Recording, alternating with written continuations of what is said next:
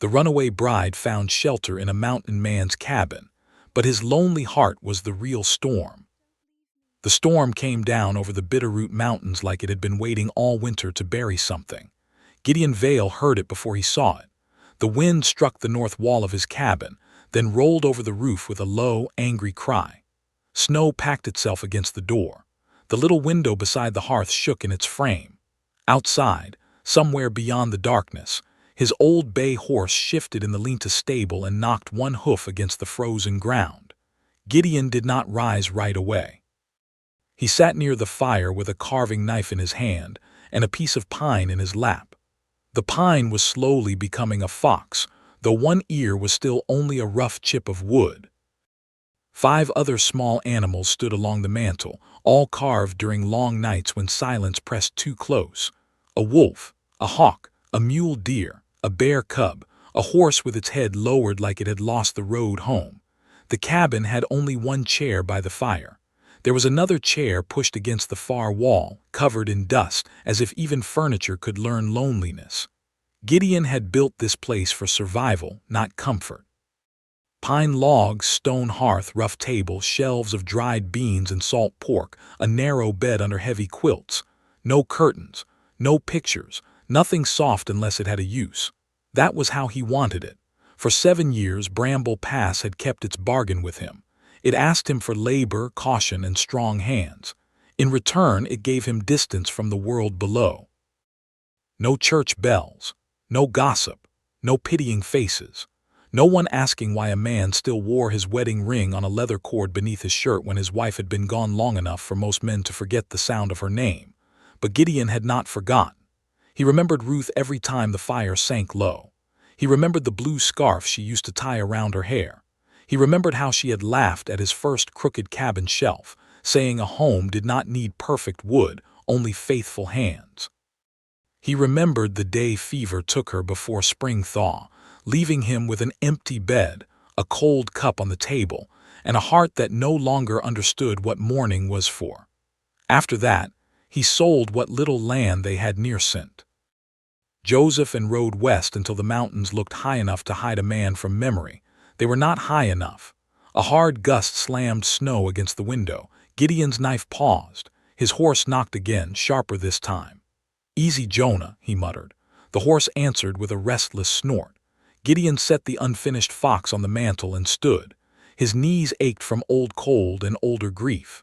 He pulled on his sheepskin coat, lifted the lantern from its peg, and unbarred the door. Wind shoved it inward so hard the flame nearly died. Snow flew into the cabin and scattered over his boots. The night beyond was white and wild. He forced the door shut behind him and crossed to the lean-to, one hand shielding the lantern. Jonah stood with his ears forward, staring down the slope toward the old stage road. No stage should have been out in such weather. No driver with sense would try Bramble Pass after dusk, not with winter already mean, and the road narrow enough to punish one wrong turn. Gideon laid a hand on the horse's neck. Nothing out there but wind. Jonah did not move. Then Gideon heard it, not thunder, not a tree cracking. A faint, broken sound carried up between the gusts, metal groaning, wood splitting. Then a scream thin as torn cloth, swallowed almost at once by the storm. He went still. For one breath, then another, he stood with his hand on Jonah's mane and let the old rule rise inside him. Do not go. Men died on those roads every winter. That was the price of mountain country. Gideon had learned not to carry every lost soul on his back. Help one stranger and the world remembered where your door was. Care once and sorrow found the crack. The wind howled again. This time the cry was weaker but human. Gideon cursed under his breath and reached for Jonah's saddle. The descent took nearly an hour. Snow blinded him. Twice Jonah sank to the knee and fought his way back up. Gideon kept the lantern low and followed memory more than sight, letting the horse pick through black pines and buried stone. When they reached the bend above Miller's Drop, the lantern showed him the ruin below. A stagecoach lay on its side in the snow, one wheel broken clean off, its painted door hanging open like a mouth. One horse was down in the traces. Another had torn loose and vanished into the dark. The driver lay near the front wheel, still as a fence post. Gideon tied Jonah to a pine and moved closer with his rifle ready. There were trunks split open, clothes scattered across the drifts, letters plastered to the snow. A woman's hat rolled in the wind and caught against a rock. He found one man half buried near the coach, dressed too fine for mountain travel. Dead. Another farther off. Dead too. Then he saw the white of a hand beneath a fallen cedar branch. He dropped to one knee and dug fast. A woman lay curled in the snow, her dark hair frozen to her cheek, her travel dress torn at the hem and soaked through. She wore no wedding veil, but a pale satin ribbon was pinned crookedly at her bodice, crushed and stained as if she had ripped it from something finer. One glove was missing.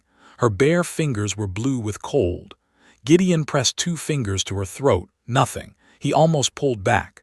Then there it was, faint as a moth's wing. A pulse. His jaw tightened. Lord have mercy. The woman stirred barely. Her lips moved. "No," she whispered. "Don't let him take me." Gideon looked toward the buried road, toward the storm hiding all tracks and all sins. Whoever she feared was not here now. But fear like that did not die in a snowdrift. It followed. He should have left her to the nearest town, except there was no reaching town tonight. He should have wrapped her and waited, except waiting would kill her. He should have remembered every promise he had made to himself beside Ruth's grave. Instead, he lifted the stranger into his arms. She weighed less than the quilts on his bed. A city woman, he thought, from the fine buttons at her collar and the soft leather of her one remaining boot. Not made for Bramble Pass. Not made for frozen roads, broken wheels, or cabins with one lonely chair. Her head fell against his chest. Beneath the ice in her hair, he caught the scent of rose soap and smoke. Gideon carried her to Jonah and looked once more at the wrecked coach. The storm had taken the others. For some reason he could not name, it had left her. By the time he reached the cabin again, his arms burned and the woman's breathing had grown shallow.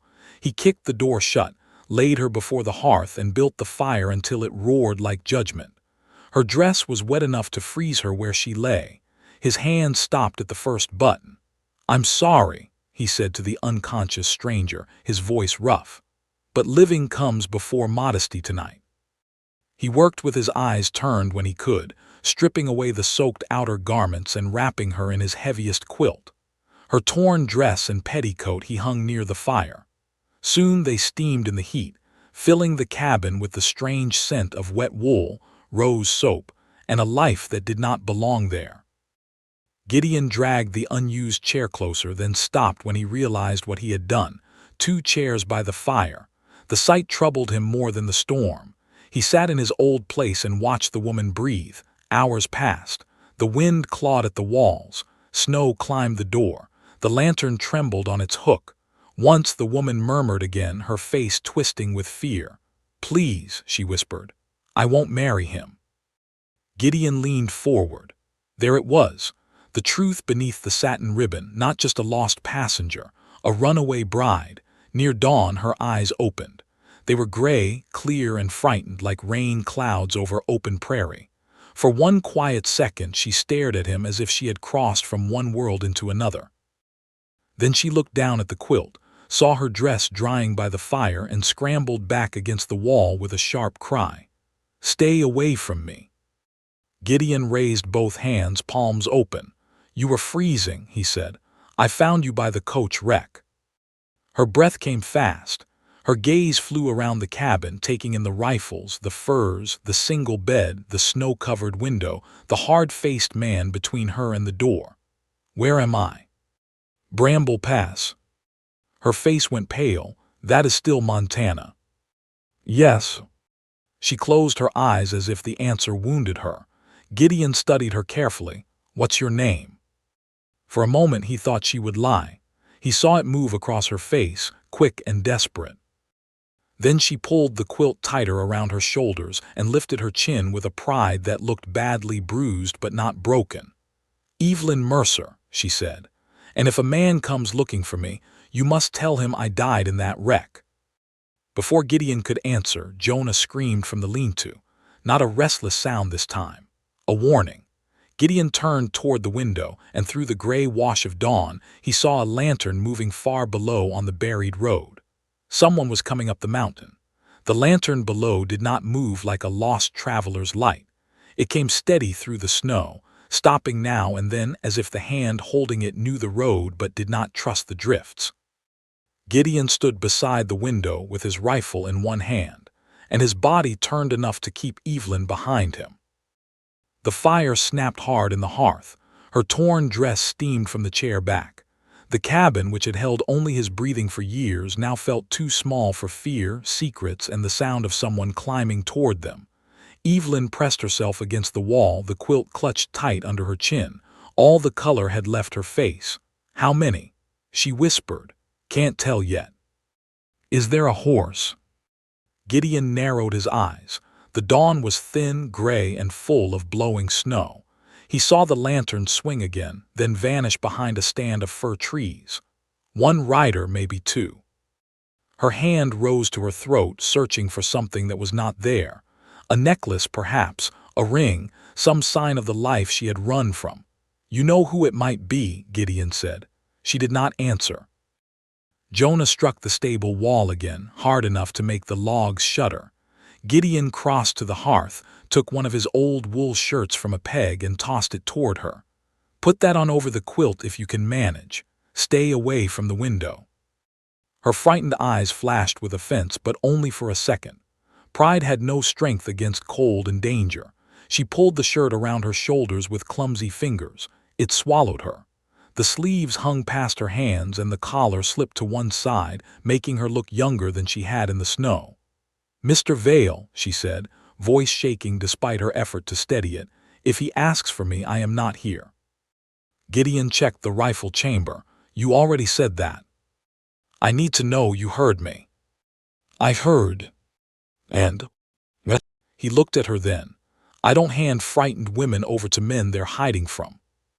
Something in her face broke open for just a breath. Relief, sharp and painful, passed through her eyes. Then she turned away as if she could not bear to show it. A voice called from outside. "Ho, the cabin." Gideon moved to the door but did not open it. "State your business." "Stage wrecked down by Miller's Drop, looking for survivors." The voice was male, rough with cold, not polished or Eastern. That eased nothing. Men hired for ugly work often sounded like ordinary riders. "Who sent you?" "Sheriff Amos Bell from Laurel Creek. I'm Deputy Wade Harlan." Gideon's jaw tightened. Laurel Creek lay half a day below the pass in fair weather. The sheriff there was real enough. Gideon had traded pelts in that town twice and spoken to Bell once over a stolen mare. Honest man as far as lawmen went, but honest names could be borrowed. "Come forward alone," Gideon called. "Hands where I can see them." A short laugh came from the storm. "Friendly sort, ain't you?" "Friendly men die young up here." After a pause, boots crunched across the packed snow. Gideon opened the door only a hand's width, rifle ready. A broad-shouldered man stood on the step, hat brim crusted white, mustache frozen at the edges. His coat was plain, his badge pinned inside the lapel where the weather would not steal it. Behind him, one tired sorrel stood near the woodpile, reins dragging. No second rider. The deputy looked past Gideon's shoulder, but Gideon shifted and blocked his view. "Gideon Vale," the man asked. "Depends who's asking." "Wade Harlan. Sheriff sent me after the coach failed to reach Laurel Creek. Found the wreck near daybreak. Dead driver, 2 passengers, and 1 hired guard. 1 woman unaccounted for." Evelyn made the smallest sound behind him. Deputy Harlan heard it, his eyes sharpened. So she made it. Gideon did not lower the rifle. "Maybe. I'm not here to harm her." "Most men say that before doing harm." The deputy exhaled, tired and irritated. "I rode through a devil's storm on a half-dead horse to see if a woman froze in a ditch. I'd rather not argue manners with a hermit while my toes go numb." Gideon studied him for a long moment, then opened the door wider. "Step in, slowly." Harlan entered, bringing cold air with him. Snow spilled from his boots onto the floor. His gaze moved around the cabin, taking in the drying clothes, the quilted figure by the wall, the fear on Evelyn's face. His expression changed. Not surprise, recognition. "Miss Mercer," he said. Evelyn stiffened. "You know my name. Your trunk had papers, so did the dead guard." Her lips parted. Guard. One man from the coach, big fellow, carried a pistol and a letter from a Mr. Roland Voss. At the name, Evelyn's eyes closed. Gideon saw the fear return, but deeper now, no longer the wild panic of waking in a strange cabin. This was old fear, familiar fear, the kind that had already had time to learn her bones. Deputy Harlan removed a folded paper from inside his coat. "Sheriff told me to bring any survivor to town if I found one. There'll be questions.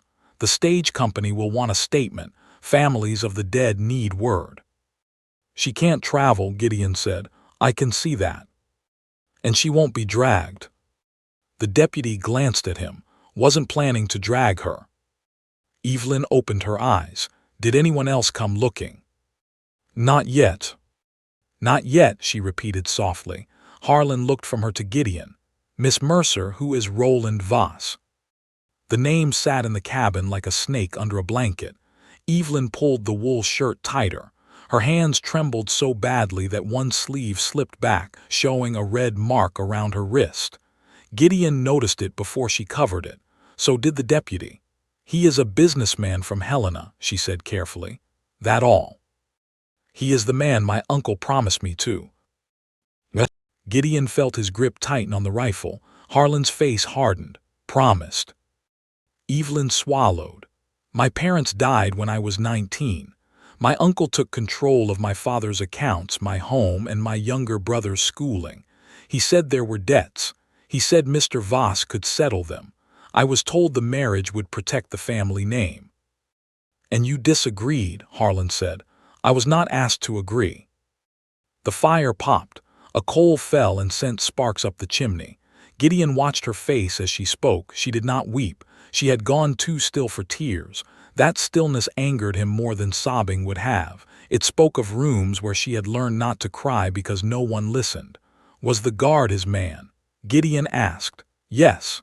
Evelyn's voice lowered. "Mr. Voss sent him to make sure I reached Helena after the wedding dress was delivered to my uncle's house. I ran before the ceremony. I bought a ticket under another name, but he found me in Billings and forced me onto that coach. He said I would have time to become sensible before we arrived." Gideon looked at the pale satin ribbon pinned to her ruined bodice. "Wedding dress," he said. She touched the ribbon with shaking fingers. "I tore it when I ran the first time. I kept one piece because I wanted to remember that I had tried." For a moment no one spoke. Then Harlan folded the paper again and tucked it away. There was another document in the guard's coat, a marriage license, signed by your uncle, not by you. Evelyn gave a bitter little laugh. "My uncle believes my name belongs to him. No preacher worth his Bible would honor that." "You have more faith in men than I do, deputy." Harlan looked ashamed, though Gideon did not know why. Maybe because a badge could stop a thief with a stolen horse, but not always a powerful man with clean gloves and signed papers. "We need to get you to Laurel Creek when the road clears," the deputy said. "Sheriff Bell can wire Helena. Get ahead of Voss." "No," Evelyn said at once. Gideon looked at her. She backed toward the hearth, gray eyes bright with panic. "No town, no wire, no names written down. If Roland knows I lived, he will come. If my uncle knows, he will sell whatever truth suits him best. I need to disappear." "You can't disappear in my cabin forever," Gideon said. The words came out harder than he intended. She flinched and he hated himself for it. Harlan cleared his throat. "Storm's coming back by noon. I saw the sky over the west ridge. No one is going down safe today, not her and not me." Gideon stared at him. "Meaning?" "Meaning my horse needs shelter, and I need 1 hour by your fire before I lose feeling in both feet." The cabin seemed to shrink again. Evelyn looked at Gideon, waiting for his answer. So did the deputy. Even Jonah, quiet now in the lean-to, seemed to wait. Gideon had spent 7 years making sure no one needed him, yet here they were, a runaway bride wrapped in his shirt, a half-frozen deputy carrying dangerous papers, a storm sealing the pass behind them. He lowered the rifle. 1 hour, he said. Harlan nodded and stepped closer to the fire. Evelyn sank slowly into the unused chair, the one that had gathered dust for years. She seemed not to notice. Gideon noticed too much. The chair no longer looked forgotten with her sitting there. It looked like it had been waiting. He turned away and reached for the coffee pot. Outside, the wind rose again, sweeping fresh snow over the tracks that led to his door. But before the storm covered them completely, Gideon saw something through the window that made his blood go cold. Far below the cabin, beyond the deputy's single trail, another set of tracks cut across the white slope. Not coming up, circling around. The tracks were too neat to belong to a wandering animal. Gideon stood with the coffee pot in his hand and watched the narrow line curve through the trees below the cabin. Snow had already softened the edges, but not enough to hide the truth. A rider had passed there after Deputy Harlan came up the main slope. Whoever it was had not wanted to be seen from the door. He set the coffee pot down without pouring. Deputy Harlan noticed. "What is it?" Gideon nodded toward the window. "Someone circling." The deputy moved beside him, careful to stay low. Evelyn rose from the chair, but Gideon lifted one hand. "Stay away from the glass." Her face tightened. "Is it him?" "Can't say." But Gideon felt the answer in his bones. Men searching for lost travelers came by the road. Men who circled a cabin came with private reasons. Harlan cursed under his breath. "I saw no one behind me." "You weren't meant to." The deputy reached for his pistol. His fingers were stiff from cold, and his right boot left a damp print on the floor. He was a decent man, Gideon thought, but cold and tired, with a horse nearly spent. If trouble came hard, they could not lean too much on him. Evelyn stood beside the hearth in his oversized shirt, one hand gripping the quilt, the other resting against the mantel near the little wooden animals.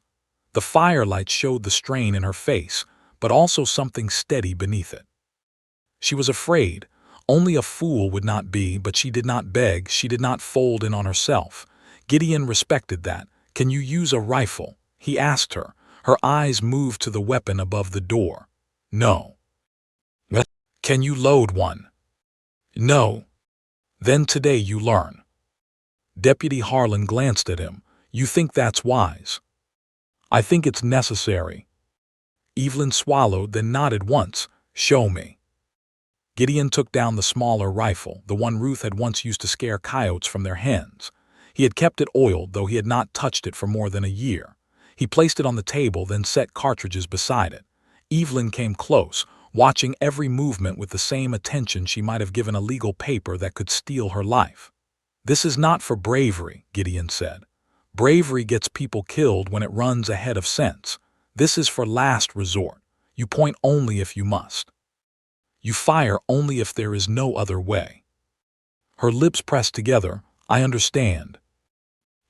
"No, you don't, not yet." He showed her how to open the chamber, how to slide each cartridge in, how to keep her finger away from the trigger. Her hands shook at first. The sleeves of his shirt kept slipping over her wrists, so she pushed them back with an impatient motion. He saw again the red mark circling one wrist, rubbed raw as if someone had held her too tightly with rope or fingers. His voice softened despite himself. "Slow. Don't fight your hands. Let them learn." Evelyn drew a breath and tried again. The second cartridge went in clean. Outside, the wind dragged snow across the roof in long white whispers. The cabin smelled of coffee, wet wool, smoke, and fear. Deputy Harlan checked the side window, then moved to the back wall. "There's a blind draw behind your stable," he said. "I know it. A man could come close through there." "I know that too." Gideon handed Evelyn another cartridge. Their fingers touched. Hers were cold, but not as cold as when he had carried her from the wreck. She looked up at him for half a second, and something quiet passed between them. Not romance, not yet, something simpler and just as dangerous, trust beginning where fear had stood. A sharp crack sounded outside. Evelyn flinched. Jonah screamed again. Then came the wild thud of hooves striking wood. Gideon was already moving. "Stay here." He opened the door and stepped into the storm with Harlan behind him. Snow stung his face. The stable door hung crooked, its leather hinge strap cut clean through. Jonah fought against his lead rope, eyes rolling white. A dark figure slipped between the trees beyond the lean-to. "Hold!"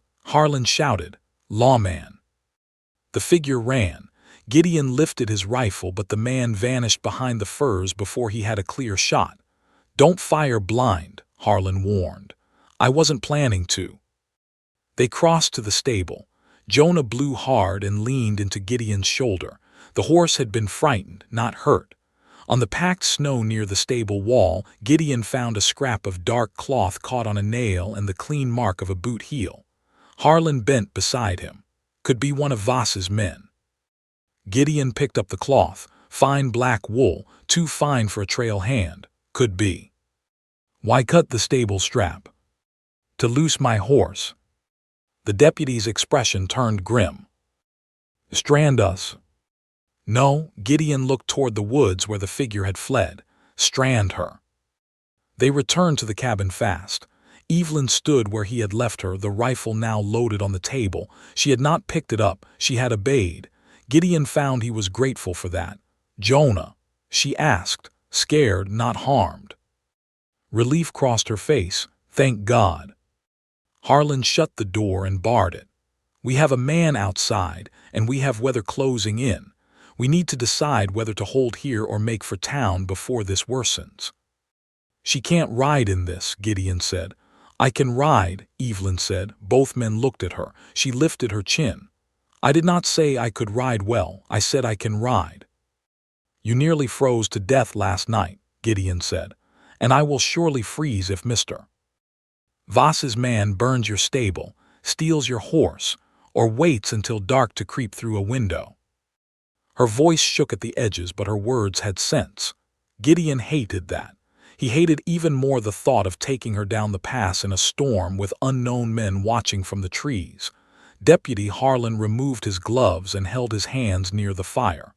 "There may be a line shack east of here. I passed one years back." "Old miner's shelter," Gideon said. "Roof caved in." "Then we hold." "Until when?" Evelyn asked. Harlan sighed. "Until the storm breaks or the man outside makes a mistake." A strange laugh escaped her, brittle and short. "That is the law's plan."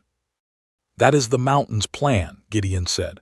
She looked at him then, anger flashing through her fear. "I am tired of plans made by men while I stand beside the fire and wait to be taken, traded, rescued, or hidden." The words landed hard. Deputy Harlan had the grace to look down. Gideon did not. He watched her because it seemed important that someone finally did. "What would you have us do?" he asked. Evelyn's mouth opened, then closed. For one moment she looked like a woman who had never been asked that question in her life. Then she stepped to the table and touched the rifle. "I want to know every door, every window, every place a man could enter. I want dry clothes. I want boots that fit enough to run if I must. And I want paper." "Paper?" Harlan asked. "Yes. If I die here, I want my words written in my own hand. I want it known that Roland Voss had no claim on me. I want it known my uncle sold my name without my consent. I want it known I ran because I chose freedom." The cabin fell silent except for the fire. Gideon thought of Ruth's blue scarf tucked in the bottom of his trunk. He thought of all the words grief had stolen from him because he had not spoken them when he had the chance. This woman, half frozen and hunted, was asking for the one thing the world had tried hardest to take from her, her own voice. He crossed to the shelf, took down his ledger, and tore out 3 blank pages. Paper was not wasted in his cabin. Not for lists, not for thoughts, not for anything that did not keep a man alive. But he gave them to her. Evelyn accepted the pages carefully as though he had handed her bread. "Thank you," she said. Gideon found a pencil and laid it beside her. "Right near the fire. Your hands are still cold." Her eyes softened for the first time since dawn. "You give orders kindly when you forget to be hard." He looked away. "Don't make a habit of noticing." A faint smile touched her mouth, gone almost as soon as it came. For the next hour the cabin changed. Harlan watched the rear wall. Gideon checked every shutter, every peg, every gap between logs. Evelyn sat at the table in clothes too large for her, a quilt around her shoulders, writing with slow, careful strokes. Now and then she stopped to warm her fingers over the coffee cup Gideon placed beside her without a word.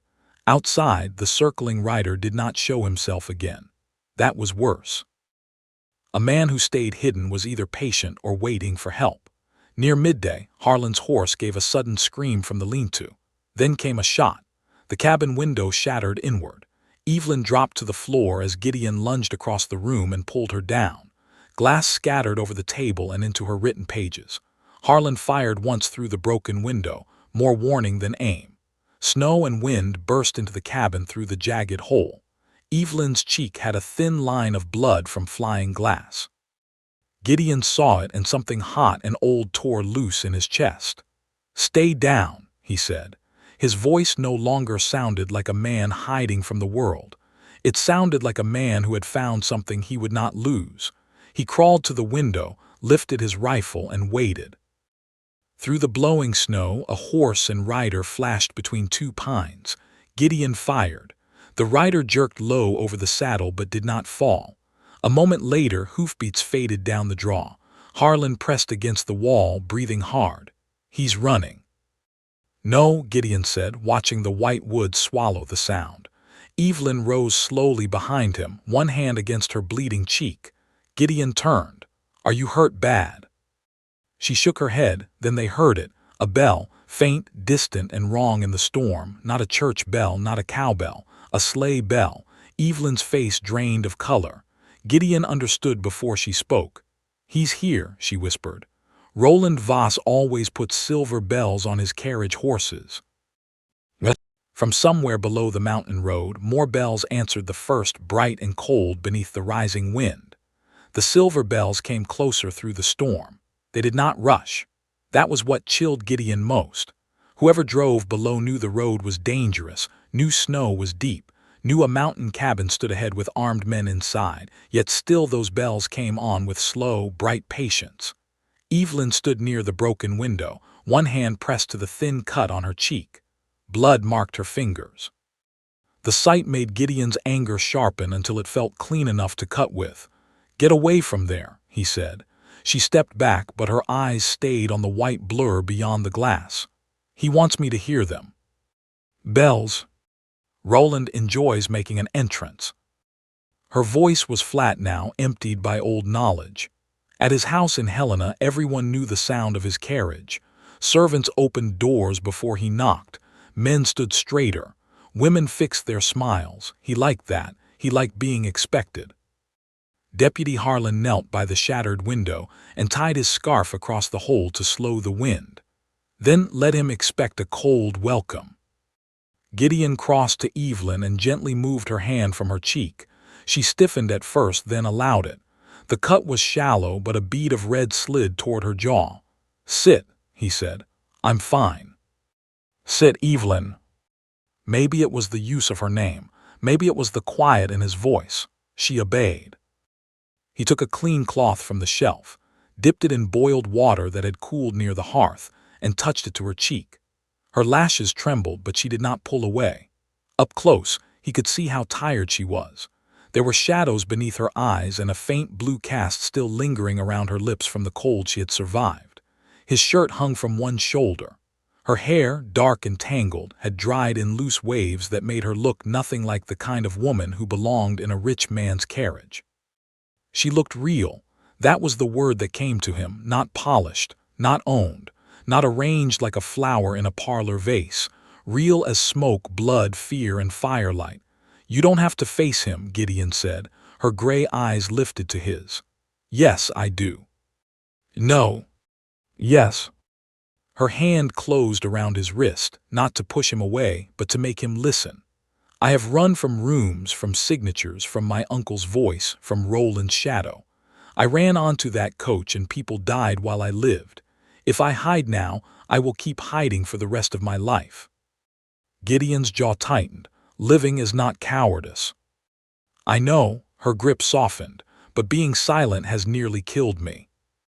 The word struck him in a place he did not show. For 7 years, Gideon had called his silence peace. He had called his loneliness wisdom. He had told himself that walls were safer than wanting. Yet this woman, cut and shaken in his cabin, seemed to understand what silence cost better than anyone he had ever known. Deputy Harlan looked through the scarf-covered window. "They've stopped." The bells fell quiet. The silence that followed was worse. Gideon moved to the door. How many? Hard to see. At least 3 horses, maybe 4, a covered carriage or sleigh rigged down by the lower pines.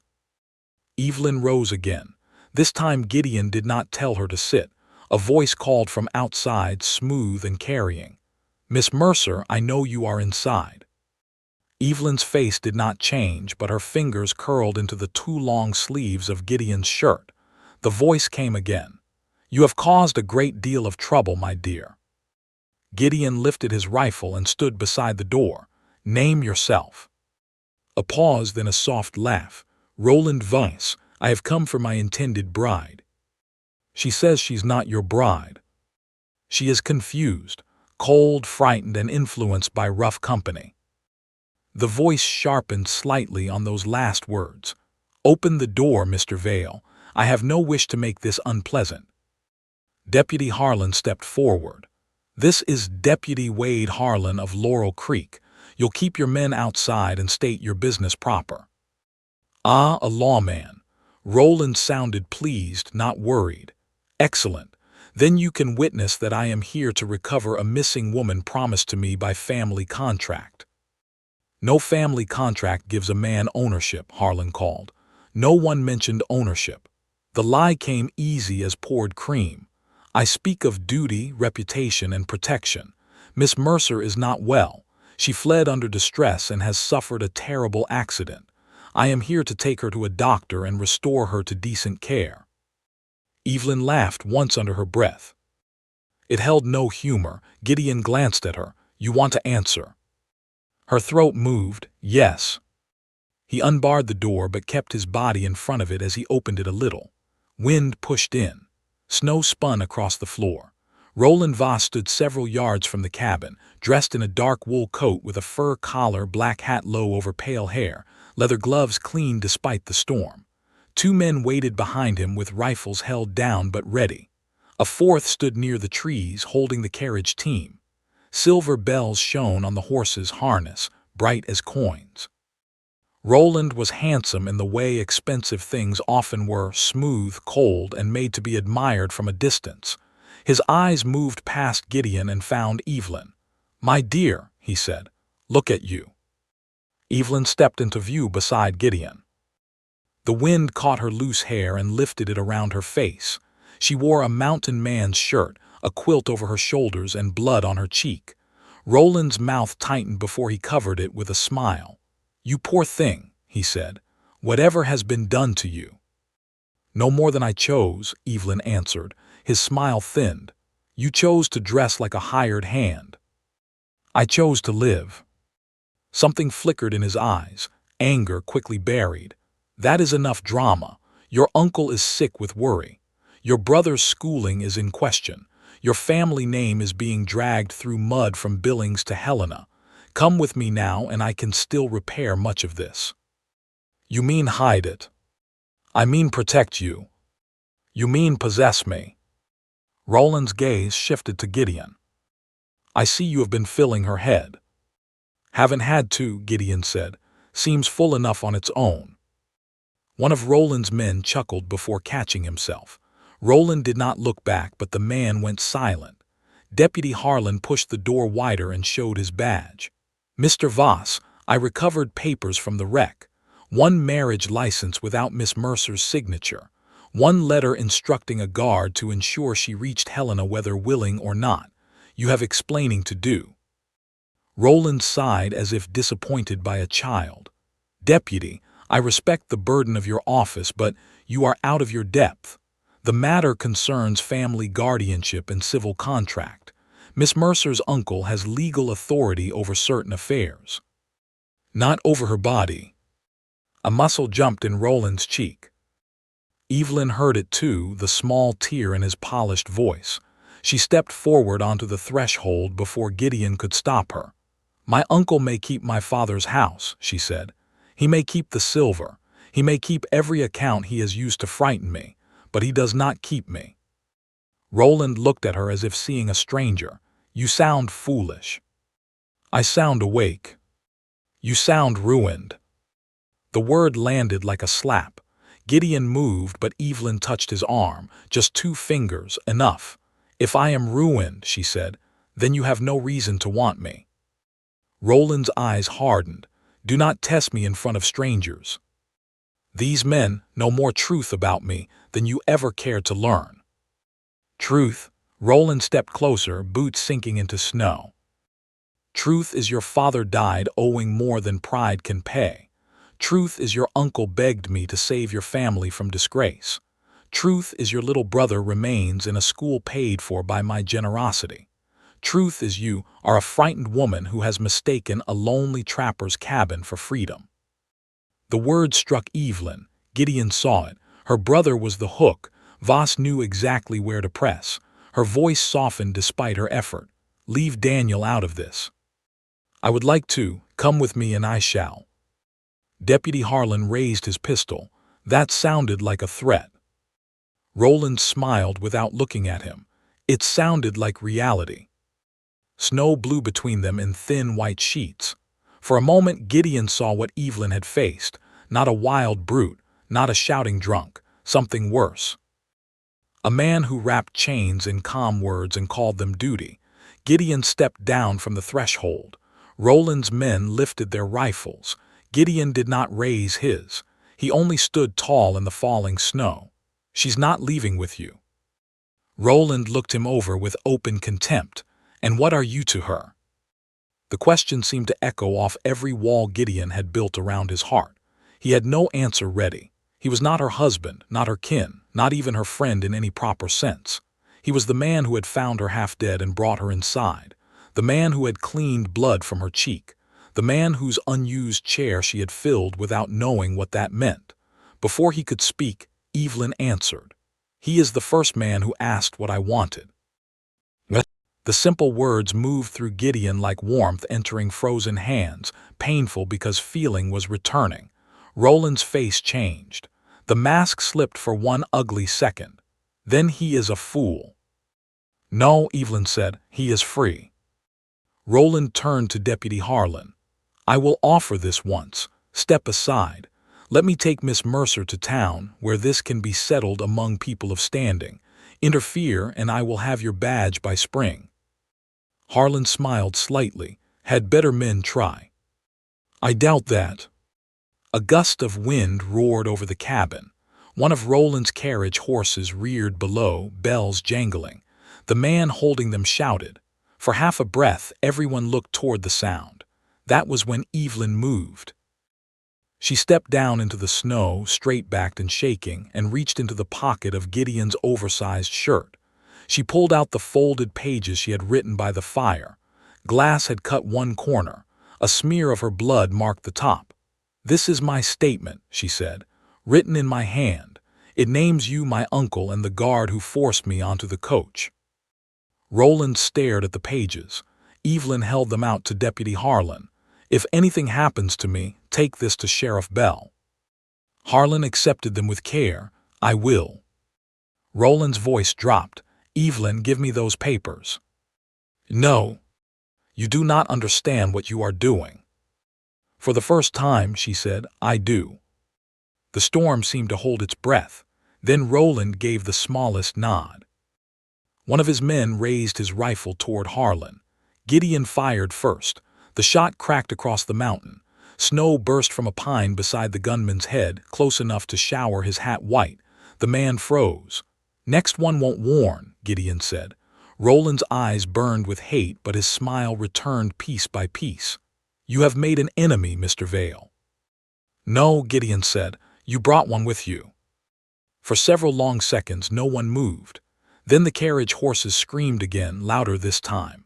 The man at the lower pines shouted something about the road giving way. Roland looked back. A deep groan rolled up from below. Gideon knew that sound, snowpack shifting. Inside, he snapped. He grabbed Evelyn and pulled her toward the cabin as the mountainside below them gave a long, terrible crack. Roland's men shouted. The silver bells broke into wild music as horses panicked. Then the lower slope collapsed into white thunder. The mountain came apart with a sound like the sky splitting open. Gideon shoved Evelyn through the cabin door and threw himself in after her. Deputy Harlan stumbled behind them, one hand still gripping Evelyn's written statement. The door slammed half shut, then blew open again as wind and loose snow burst across the floor. Outside, white thunder swallowed the lower slope. The roar rolled through the logs and under Gideon's boots. The cabin shook. The lantern swung hard from its hook. Evelyn fell to her knees near the hearth, one hand over her mouth, eyes fixed on the open doorway where the world had vanished into snow. Men shouted below. Horses screamed. Then the sounds were gone beneath the avalanche. Gideon lunged back to the door. Evelyn caught his sleeve. No. He looked down at her hand, then at her face. Her fear was not for Roland, not exactly. It was for what the mountain had done, for what any decent soul felt when death came close enough to fog the window. Even after all Roland had threatened, she did not want to watch him buried. "I have to see," Gideon said. She released him slowly. Deputy Harlan grabbed his coat. "I'm coming." "You can barely feel your feet." "I can still dig." Gideon did not argue. He took 2 coils of rope from the peg beside the door, shoved one at Harlan, and stepped into the storm. The slope below the cabin had changed completely. Where trees had stood, there was only a broad white scar running down toward the stage road. Broken branches stuck from the snow like dark bones. The carriage had been shoved sideways against a stand of firs, half buried, one wheel shattered. The silver-belled horses fought in their traces, wild-eyed but alive. Roland's men were scattered. One crawled near a tree, groaning. Another stood waist-deep in snow, shouting for help. The 4th man, the one who had held the horses, was gone from sight. Roland Voss was pinned near the overturned carriage, snow packed around his legs, his fine black coat torn at the shoulder. His hat had vanished. His pale hair whipped across his face. When he saw Gideon, hatred burned through the fear. "Get me out!" Roland shouted. Gideon stopped a few yards above him. "Quiet." "Do you hear me? Get me out." "Quiet," Gideon said again, sharper. The mountain still muttered under them. Small slides hissed through the trees. Snow dust shifted from branches. Another wrong sound, another careless movement, and the rest of the slope might follow. Deputy Harlan moved toward the nearest hired man. "This one's breathing." Gideon scanned the drift around the carriage. He saw no sign of the missing man. Roland reached toward him with one gloved hand. "Vale, pull me free." Gideon moved carefully, testing each step before placing weight. "You'll do exactly as I say." "Do not give me orders." "Then stay buried." Roland's mouth snapped shut. The fear in his eyes was honest now. For once there was no room for polish or command. The mountain did not care about contracts. Snow did not respect money. Cold made equals of all men. Gideon tied the rope under Roland's arms while Harlan helped the wounded gunman crawl to safer ground. The other man fought through waist-deep powder toward the carriage horses, cursing and praying in the same breath. "On my pull," Gideon said. Roland grabbed his sleeve. "My legs." "I know. If they're broken, I'll ruin you." Gideon looked at him. "You are alive because the woman you came to drag away asked me not to leave you." For the first time, Roland had no answer. It took both Gideon and Harlan to drag him free. Roland cried out when his right leg came loose. Not broken, Gideon judged, but twisted badly. Pain stripped his face of all its handsome control. From above, Evelyn appeared at the cabin door. Gideon turned at once. "Stay there." "I brought blankets." Her voice shook, but she held 2 quilts against her chest and Gideon's spare coat over one arm. "She shouldn't be out here," Harlan called. "I know," Gideon snapped, though some part of him warmed at the sight of her standing there, scared but unwilling to be useless. Evelyn pushed through the snow only as far as the woodpile and left the blankets there. Her gaze fell on Roland. For a moment the two looked at each other across the ruined slope. Roland's pride stirred even through pain. "You see," he called to her, "this is what comes from disobedience." Evelyn's face went still. Gideon started toward him, but she spoke first. "No," she said. "This is what comes from chasing a woman through a storm because you could not bear hearing no." Roland's jaw clenched. Evelyn turned away from him and looked at Gideon. "Can they be brought inside?" Gideon glanced at the cabin, then at the men who had come armed to his door. Every instinct in him rebelled. His home had already been invaded by danger, fear, and memory. Bringing Roland Voss across that threshold felt like letting a snake warm itself beside the fire. But the storm was growing worse. If left outside, even Roland might die. "One at a time," Gideon said. "No weapons." Harlan nodded. "I'll collect them." Roland's eyes narrowed. "You cannot expect me to surrender my pistol." Gideon bent close. "I can expect it, take it, or leave you here." Roland surrendered the pistol. By late afternoon, Gideon's cabin looked nothing like the lonely shelter it had been at dawn. The broken window was boarded with a crate lid. 2 hired men sat near the wall under watch. One had a bruised shoulder, the other shook from cold and fright. Deputy Harlan stood near the door with all collected weapons behind him. Roland lay on a blanket by the table, his injured leg wrapped tight, his face pale with pain and humiliation. Evelyn moved quietly between them with cups of bitter coffee. Gideon watched her every step. She wore his old wool shirt, a quilt around her shoulders, and a strip of clean cloth across her cheek. Yet somehow she seemed more dignified than any fine lady he had ever seen. She gave coffee to the men who had frightened her. She checked the bruised man's fingers for frostbite. She even set a cup near Roland, though she did not put it into his hand. Roland stared at it, still playing frontier angel. "No," she said, "I am refusing to become cruel because you are." The cabin fell silent. One of the hired men looked down into his coffee as if ashamed. Gideon felt something shift in the room. It was small but real. Evelyn had done what bullets could not. She had made the men see her not as property to collect, not as a runaway name on a paper, but as a living woman with a steadier heart than theirs. Near dusk, the storm softened to a heavy fall.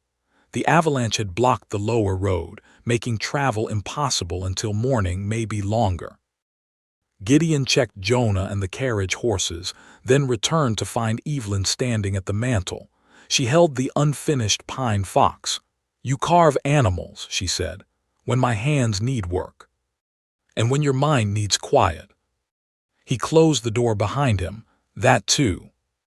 She ran one finger over the fox's rough back. "This one looks unfinished." "It is." "So am I," she said softly. The words were not meant for Roland, but he heard them, his mouth twisted. "You are more unfinished than you know, Evelyn. You think one night in a cabin and a few brave words make you free. But freedom costs money. It costs name, family, shelter. You have none without me." Gideon took one step forward. Evelyn did not move. "I have breath," she said. "I have my own hands. I have my statement. I have men who heard you threaten me." Roland laughed bitterly. These men, a mountain widower, a deputy no one in Helena respects, and 2 hired riders who will say whatever keeps them from jail. One of the hired men lifted his head. He was younger than Gideon had first thought, with a split lip and frightened eyes. "I'll tell what I saw," the man said. Roland turned on him. "Be silent, Pike." The young man swallowed but went on. "You told us she was touched in the head, said she'd been stolen, but she don't sound touched to me." The other hired man muttered, "Nor stolen." Roland's face darkened. "You fools have no idea who you are crossing." Deputy Harlan unfolded Evelyn's written pages, now stained with glass dust and blood. "Seems to me we're finding out." For the first time since he had arrived, Roland looked truly cornered. Evelyn stood at the mantel, still holding the little fox. Her fingers trembled, but her voice stayed calm. "My uncle signed papers. You paid debts. Men carried me onto a coach, but none of that made me yours. Tomorrow, Deputy Harlan will take my statement to Sheriff Bell. Pike and your other man can add theirs. If my uncle wants scandal, he may have it. If you want court, I will speak there too." Roland's eyes became cold and mean. "And your brother?" The room tightened. Evelyn's courage flickered. Gideon saw it and understood. Roland had waited for that. He had let her build strength and struck where she was softest. "What about him?" Gideon asked. Roland smiled faintly. "Daniel Mercer remains at school under my patronage. Boys can lose places, opportunities, reputations. A sister's behavior stains more than herself." Evelyn went pale. Gideon looked at Harlan. "Can the sheriff protect the boy?" "Not from here," Harlan admitted. "But a wire can reach Helena by tomorrow if the road clears." "That may be too late," Roland said. The fire cracked. Snow brushed against the boarded window. The little cabin, full of too many bodies and too much danger, seemed to hold its breath. Evelyn set the unfinished fox back on the mantel. Then she turned to Roland. "If you touch my brother's future," she said, "I will stop running from scandal. I will become it. I will stand in every office, every church, every newspaper room from Helena to Boston, and tell them how Roland Voss needed a frightened woman's signature so badly that he chased her into a blizzard." Roland's smile faded. "You would ruin yourself." "No," Evelyn said. "I would ruin the lie that kept me afraid." Gideon looked at her then and felt his guarded heart give one painful, living beat. Not because she needed saving, because she had begun to save herself. That night no one slept deeply. Harlan kept watch by the door. Gideon sat near the fire, rifle across his knees. Roland lay silent, eyes open in the dark. The hired men huddled by the far wall.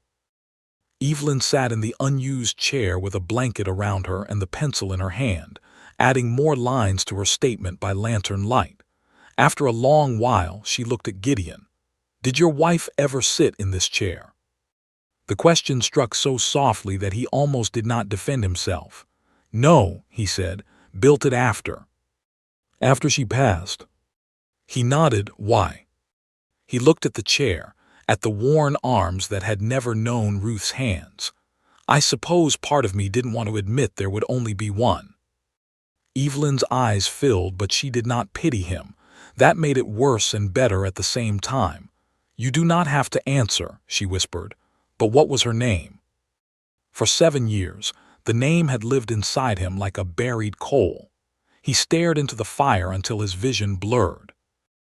"Ruth," he said, "the cabin did not collapse, the world did not end. Snow kept falling. Men kept breathing."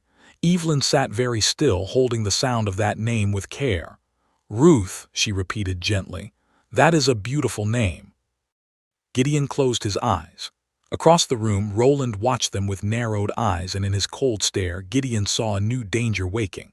Not possession now, not only pride, jealousy. And jealous men did not always wait for morning.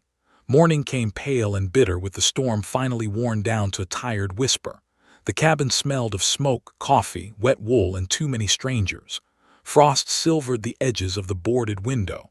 Near the hearth, the fire had burned low, but not out.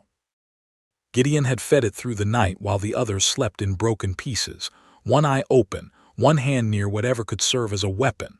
Roland Voss had not slept at all. Gideon knew because every time he looked across the room, those cold eyes were open, watching. Sometimes they watched Evelyn. Sometimes they watched Deputy Harlan. Most often they watched Gideon with the patient hatred of a man making plans. Evelyn sat in the unused chair, wrapped in a blanket, her written pages folded beneath one hand. Her head had dipped sometime before dawn, and sleep had finally taken her. Firelight rested on her face, softening the bruise of fear beneath her eyes. A loose strand of dark hair crossed her cheek near the small bandage Gideon had tied there. She looked worn thin. She also looked unwilling to break. That stirred something in Gideon he did not want to name. It was not simple pity. Pity stood at a distance. This feeling stepped closer. It made him notice whether she had eaten enough. It made him watch the door, not only because danger might enter, but because she sat behind him. It made Ruth's name feel less like a grave and more like a memory held carefully in both hands. Deputy Harlan rose stiffly from his place near the door and peered through a gap in the boards. "Snow's eased." "How bad below?" Gideon asked. Bad enough. Avalanche cut the lower road clean off. We can walk it if we must, but not with Voss limping and not with the carriage. Roland shifted on his blanket. Then Mr. Vale can lend a horse. No, Gideon said. You cannot keep me prisoner. You came armed to my home. You threatened a woman under my roof.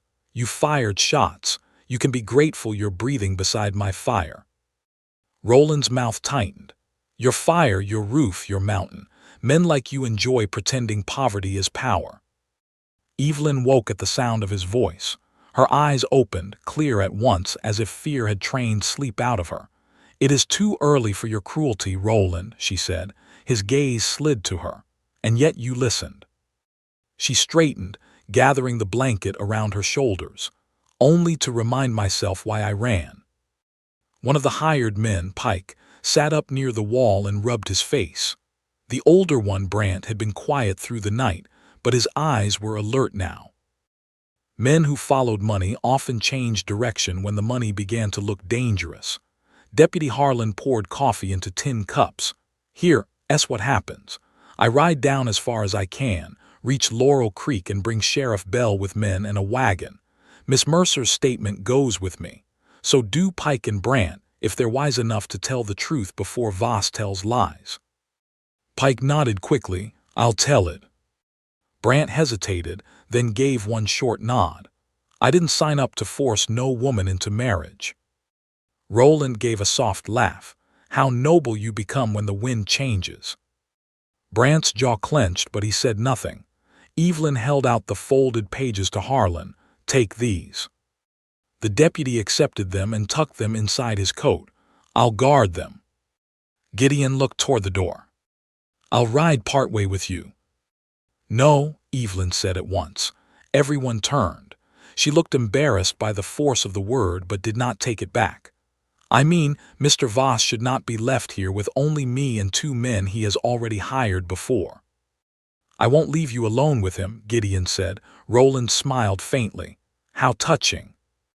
Gideon ignored him. Harlan can take Jonah. Evelyn's eyes moved to him. Your horse. Jonah knows the pass better than any man. The deputy shook his head. I won't take your only horse. You will if you want to live. Harlan studied him, then nodded. I'll bring him back. See that you do. Within the hour, Gideon had Jonah saddled in the gray light. The horse tossed his head as if he disliked leaving the cabin with danger still inside it. Gideon laid a hand against his neck. Take him safe, he murmured. Then come home. Evelyn stood near the stable, wearing Gideon's coat over his shirt with boots too large for her feet. She had tied cloth around the ankles so they would not slip off. The sight might have been comical in another life. Here, with snow around her knees and fear behind her eyes, it was something else entirely. You trust him, she said, watching Jonah. With my life. And now with mine. Gideon turned to her. No, I trust myself with yours. A blush rose in her cheeks, made brighter by the cold. She looked down first. Deputy Harlan mounted and tucked Evelyn's pages deeper inside his coat. Bolt the door behind me. If Voss gives trouble, tie him. Roland, sitting just inside the open doorway with his injured leg stretched out, looked offended. You cannot mean that. I can mean worse, Harlan said. Then he rode down into the white pines, slow and careful until the trees swallowed him. The mountain went quiet. Gideon barred the door and turned back into the cabin. Without Jonah's restless movement in the lean-to, the place felt strangely unguarded. The broken window still wore its wooden patch. Wet quilts hung from pegs. The second chair stood near the hearth where Evelyn had slept. The cabin no longer looked like one man's shelter. It looked battered, crowded, and awake. Evelyn noticed him staring. What is it? Nothing. That word does a great deal of work for you. Despite himself, his mouth almost curved. You always speak plain. No, I was raised to speak gently while meaning very little. She looked around the room. I find I prefer plainness. Roland snorted. You find you prefer whatever impresses him. Evelyn turned toward him. You are in pain. I will allow for some bitterness. How generous! But do not mistake my kindness for weakness again. Roland's face darkened. Kindness. You think handing me coffee makes you kind. You left your family to face ruin. You left your brother to bear shame. You let strangers die while running from a duty every woman of your class understands. The words hit their mark. Gideon saw Evelyn's fingers tighten around the blanket. He stepped forward. Enough. But Evelyn lifted a hand. No, she said softly. Let him finish. That is how men like Roland win. They speak in rooms where no one answers. Roland leaned back against the wall, eyes sharp. Very well. Answer this. Where will you go when this mountain man tires of playing protector? What will you do when winter empties his shelves and your soft hands crack? What will you become when no decent family receives you? Evelyn looked down at her hands. They were no longer soft. Small cuts marked her fingers from broken glass and cold wood. A fading red band circled her wrist. Her nails were ragged. She turned them palm up, studying them as if seeing a new language written there. I do not know yet, she said. Roland smiled. Then she lifted her head. But not knowing is still better than belonging to you. Gideon felt the words settle into the walls. Pike looked away. Brant stared at the floor. Roland's smile died slowly. The day stretched long. With Harlan gone, Gideon kept everyone busy because idle fear grew teeth. He made Pike and Brant clear snow from the stable roof under his watch. He made Roland sit where he could see both hands. He gave Evelyn the small hatchet and showed her how to shave kindling from split pine by the hearth. At first, the blade caught wrong. Her mouth tightened with frustration. Not force, Gideon said from beside her. Angle. I am trying. I know, trying hard is not always trying right. She gave him a look. That sounds like advice meant for both of us. He took the hatchet, showed her the motion, then handed it back. This time she made a clean curl of wood fall at her feet. A small smile touched her face. There, he said. There, she echoed. It was nothing, a strip of kindling, a lesson any child raised near a stove would know. Yet Evelyn looked at it as if she had won a piece of herself back. A quiet warmth moved through Gideon. By late afternoon, the clouds thinned enough for a pale light to enter through cracks around the boarded window. Evelyn had made a small pile of kindling. Pike and Brant had stacked wood by the door. Roland had grown silent, which Gideon trusted less than his insults.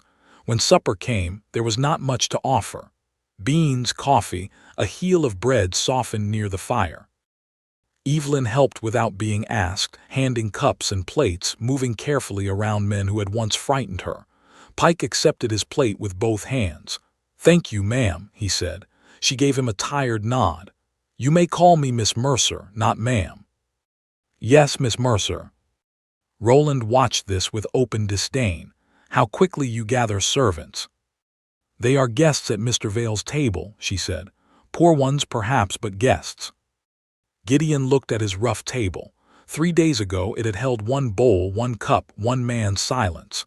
Now people sat around it, enemies and almost allies, fear and warmth sharing the same small space. He did not know whether to be angry at the change or grateful. After supper, Evelyn picked up the unfinished fox again. May I? She asked Gideon. He nodded. She sat in the second chair and turned the pine over in her hands.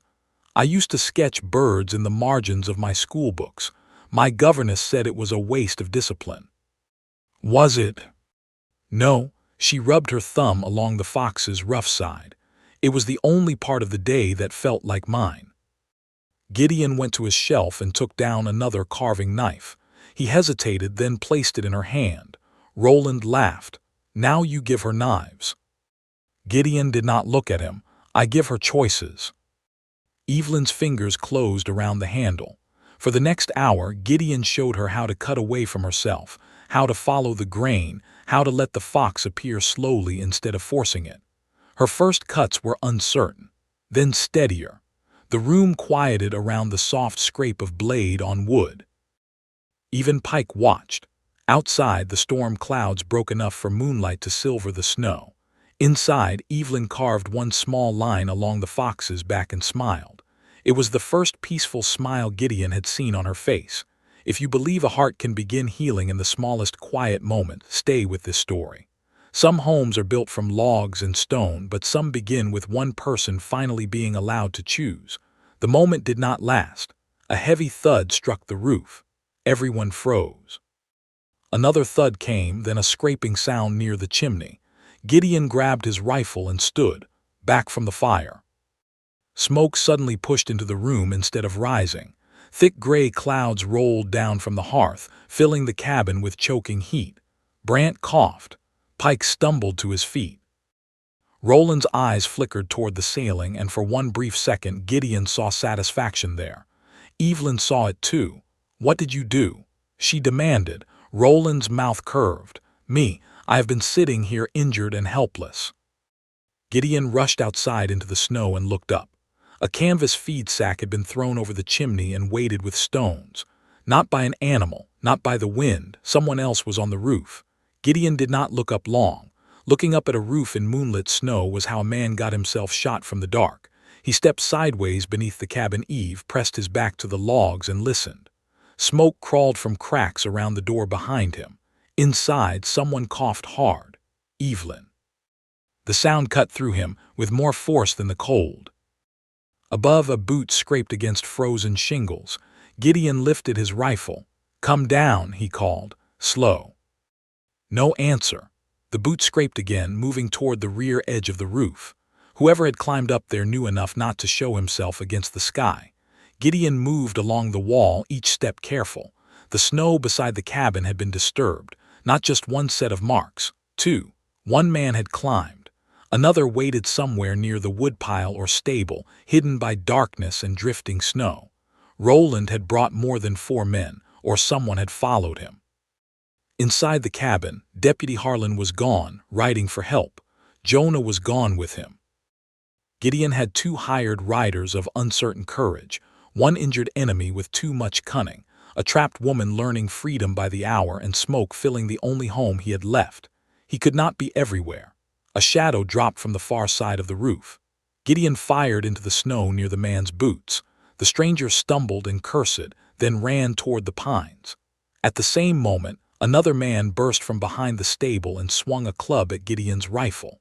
The blow knocked the barrel sideways. Gideon turned with it, driving his shoulder into the man's chest. They crashed against the woodpile. Split logs tumbled around them. The man smelled of sweat, leather, and cheap tobacco. He fought mean, grabbing for Gideon's throat with one hand while the other reached for a knife at his belt. Gideon caught his wrist. They strained in the snow, breath white between their faces. From inside the cabin came Evelyn's voice, hoarse but strong. "Pike the door." Then a shot cracked from within. The man fighting Gideon flinched, not hit but startled. Gideon used that heartbeat. He drove his knee into the man's middle, wrenched the knife loose, and threw him face first into the snow. "Stay down," Gideon growled. The man did not. He rolled, came up with a small pistol, and pointed toward the cabin door. Gideon fired. The shot struck the man's shoulder and spun him back against the woodpile. He fell with a cry, the pistol dropping harmlessly into the snow. Gideon kicked it away, then ran for the cabin. Inside, smoke hung thick near the rafters. Evelyn knelt by the hearth, one sleeve pulled over her mouth, dragging the smoking logs apart with an iron hook. Pike had opened the door and crouched low, waving a blanket to push smoke out. Brant stood over Roland with a rifle that shook in his hands. Roland sat against the wall, face pale but eyes bright, too bright. Evelyn looked up as Gideon entered. The chimney. "Cleared." "Not yet." He grabbed a ladder from the side wall and shoved it through the doorway. "Keep low." "I can help." "You are helping by breathing." Her eyes flashed, but another cough bent her forward before she could argue. Gideon climbed to the roof with his rifle slung over his shoulder and his knife between his teeth. The sack over the chimney was already smoldering. Stones weighed its corners. He pulled one free, then another, burning his gloves through. Hot smoke burst upward as he tore the canvas loose and flung it into the snow below. The chimney drew again. For one long breath he stayed crouched on the roof, listening to the forest. The first man had escaped into the trees. The wounded one groaned by the woodpile. No more movement sounded near the stable. Then from inside the cabin, Roland shouted. Gideon slid down the ladder fast. He hit the ground running and reached the doorway as chaos broke open. Roland had thrown hot coffee into Brant's face. The older hired man reeled back, cursing and blinded. Roland lunged despite his injured leg, snatching the rifle from Brant's loosened hands. Pike turned too late. Evelyn stood between Roland and the table where her pencil, the little fox, and Gideon's carving knife lay. "Move," Roland hissed. She did not. Gideon froze in the doorway, rifle half raised. He had no clear shot. Evelyn was too close. Roland pressed the rifle barrel toward her middle. "I said move." Her face was white from smoke and fear, but her voice did not break. "No." Roland laughed softly. "You learned that word yesterday and now think it a shield. It has served me better than yes ever did."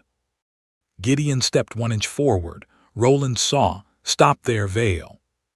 Pike stood near the open door, hands lifted. Brant wiped coffee from his eyes, blinking hard.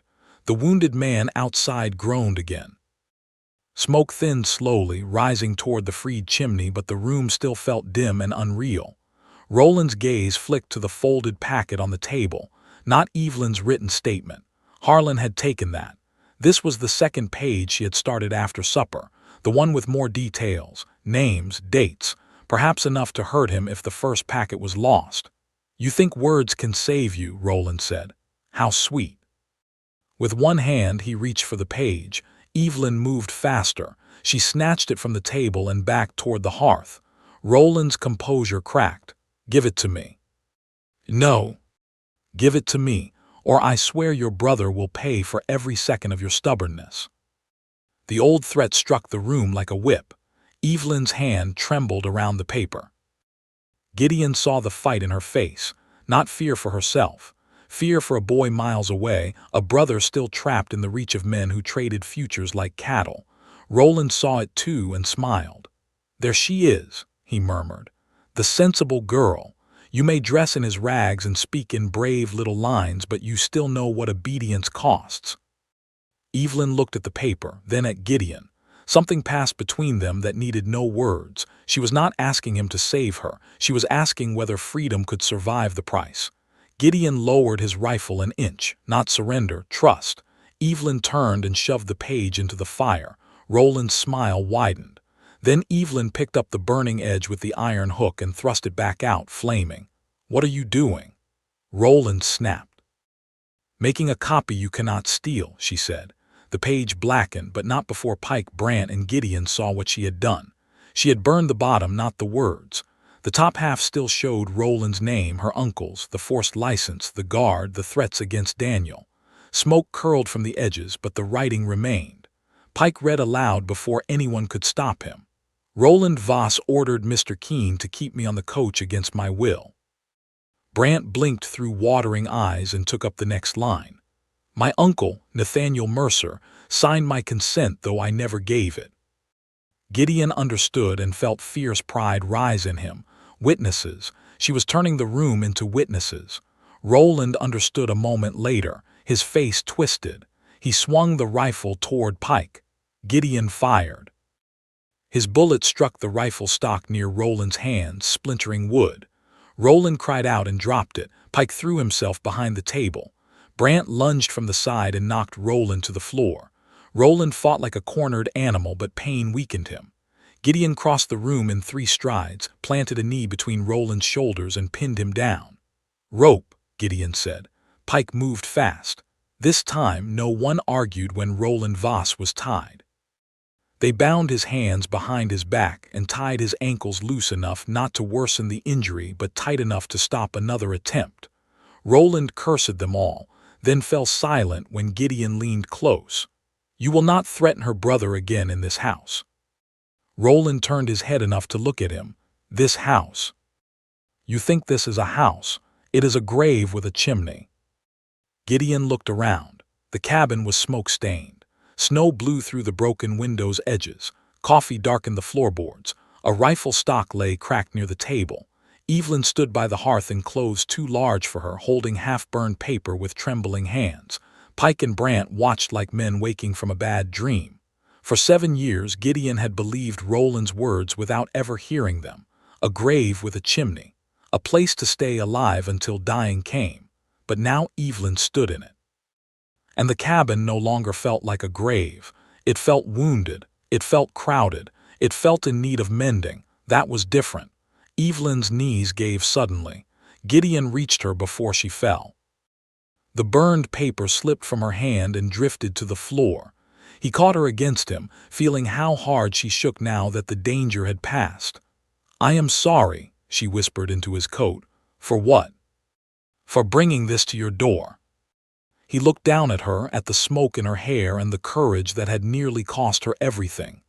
"You didn't bring it," he said. "You survived it." Her fingers curled into his sleeve. She did not cry, not fully.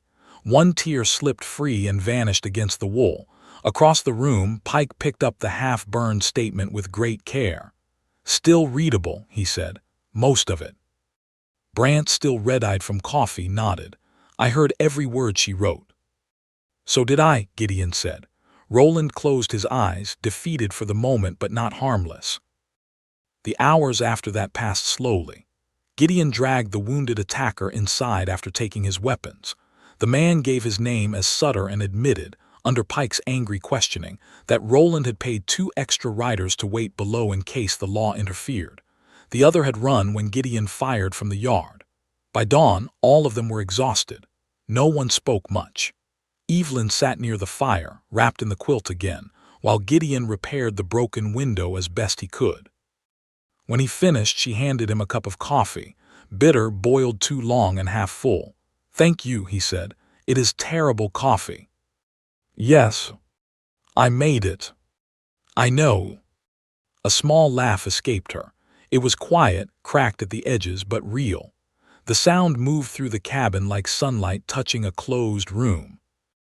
Gideon looked at her, and the feeling he had been trying not to name rose again, stronger now. Not because she was beautiful, though she was. Not because she needed him, because she did not. It was because when the room filled with smoke, she looked for a way to save the truth. Because when threatened, she made witnesses. Because in a cabin built for one man's grief, she had found space to stand. Evelyn looked away first, cheeks warming. Outside, hoofbeats came up the pass near midday. Everyone stiffened. Gideon took his rifle and opened the door. Deputy Harlan rode in at the head of 4 men, Sheriff Bell beside him on a sturdy gray horse. Jonah followed calm and steady, steam rising from his back. Relief hit Gideon so hard he nearly had to grip the doorframe. Evelyn stood behind him, one hand on the back of the second chair. Sheriff Bell surveyed the tied men, the broken window, the wounded attacker, the smoke stains, and Roland Voss glaring from the floor. "Well," the sheriff said slowly, "looks like I missed a lively breakfast." Roland lifted his head. "Sheriff, I demand you arrest that man and return Miss Mercer to my custody." Sheriff Bell looked at Evelyn. "Miss Mercer, do you wish to be returned to this man's custody?" Evelyn stepped forward. Her hands shook, but her voice did not. "No, Sheriff, I wish to make a formal complaint." The sheriff nodded. "Then that is what we'll do." Gideon looked at Evelyn, and she looked back at him. For the first time since he had found her in the snow, the road ahead did not look like escape. It looked like a beginning. Sheriff Bell listened to Evelyn in the cabin that had nearly burned, frozen, and broken under the weight of other men's claims. She stood by Gideon's rough table with a blanket around her shoulders and her chin lifted. The torn edge of her statement lay beside the full pages Deputy Harlan had carried down the pass. The sheriff read both with a slow, careful face. Now and then he asked a question. Evelyn answered each one plainly. No tears, no pleading. No softening the truth to make it easier for men to hear. Roland Voss sat tied near the wall, his injured leg stretched before him, his face gone hard as iron. Pike and Brant gave their statements next. Sutter, the man from the roof, talked only after Sheriff Bell told him the avalanche had already swallowed enough lies for one winter. By noon, the truth stood in the room like another person. Evelyn had been promised without consent. Her uncle had signed papers in her name. Roland had sent a guard to keep her on the coach. When the wreck failed to kill her, Roland had followed with armed men, false claims, and threats against her brother. Sheriff Bell folded the pages and tucked them inside his coat. "Mr. Voss," he said, "you will be coming to Laurel Creek." Roland gave him a cold smile. "On what charge?" "Coercion, unlawful restraint, armed trespass, falsified civil papers, and whatever else the circuit judge decides once I wire Helena." "You have no idea what you are doing." "I hear that from important men more than I hear it from poor ones." Sheriff Bell nodded toward his deputies. "Get him up." Roland's face twisted when they lifted him. Pain had made him less polished but not less proud. As they moved him toward the door, he stopped near Evelyn. "You think this ends here?" he asked softly. Gideon stepped forward. Evelyn touched his sleeve before he could speak. "Yes," she said, "for me it does." Roland's eyes narrowed. "Your brother still bears your name. And now the sheriff bears my statement." For the first time, Roland looked away first. They took him outside into the bright, frozen afternoon. The avalanche had left the lower road hard to pass, but Sheriff Bell had brought men, rope, and a wagon team. It would be slow work getting everyone down the mountain. The wounded men were wrapped and loaded. Pike and Brant went willingly enough, both quiet under the weight of what they had helped nearly happen. Deputy Harlan returned Evelyn's torn satin ribbon. He had found it beneath a chair during the search. She held it in her palm for a long moment. The ribbon had once been pale and fine, but now it was creased, smoke-stained, and marked by melted snow. "You want to keep it?" Harlan asked. Evelyn looked toward the fire. "No," she said. She stepped to the hearth and laid the ribbon over the coals. It curled slowly, darkening at the edges before flame took it. No grand speech. No dramatic cry, just a woman watching one more piece of a false life turn to ash. Sheriff Bell cleared his throat. "Miss Mercer, you can ride down with us. Mrs. Bell will give you a room until the matter is settled. You will be safe in town." Safe? The word moved through the cabin and touched every cold place. Evelyn looked around Gideon's home. The broken window had been patched with boards. Smoke stained the stones above the hearth. The floor was wet from melted snow and crowded boots. One chair sat near the fire, worn by years of one man's use. The second chair stood beside it now, no longer dusty. Her gaze found Gideon.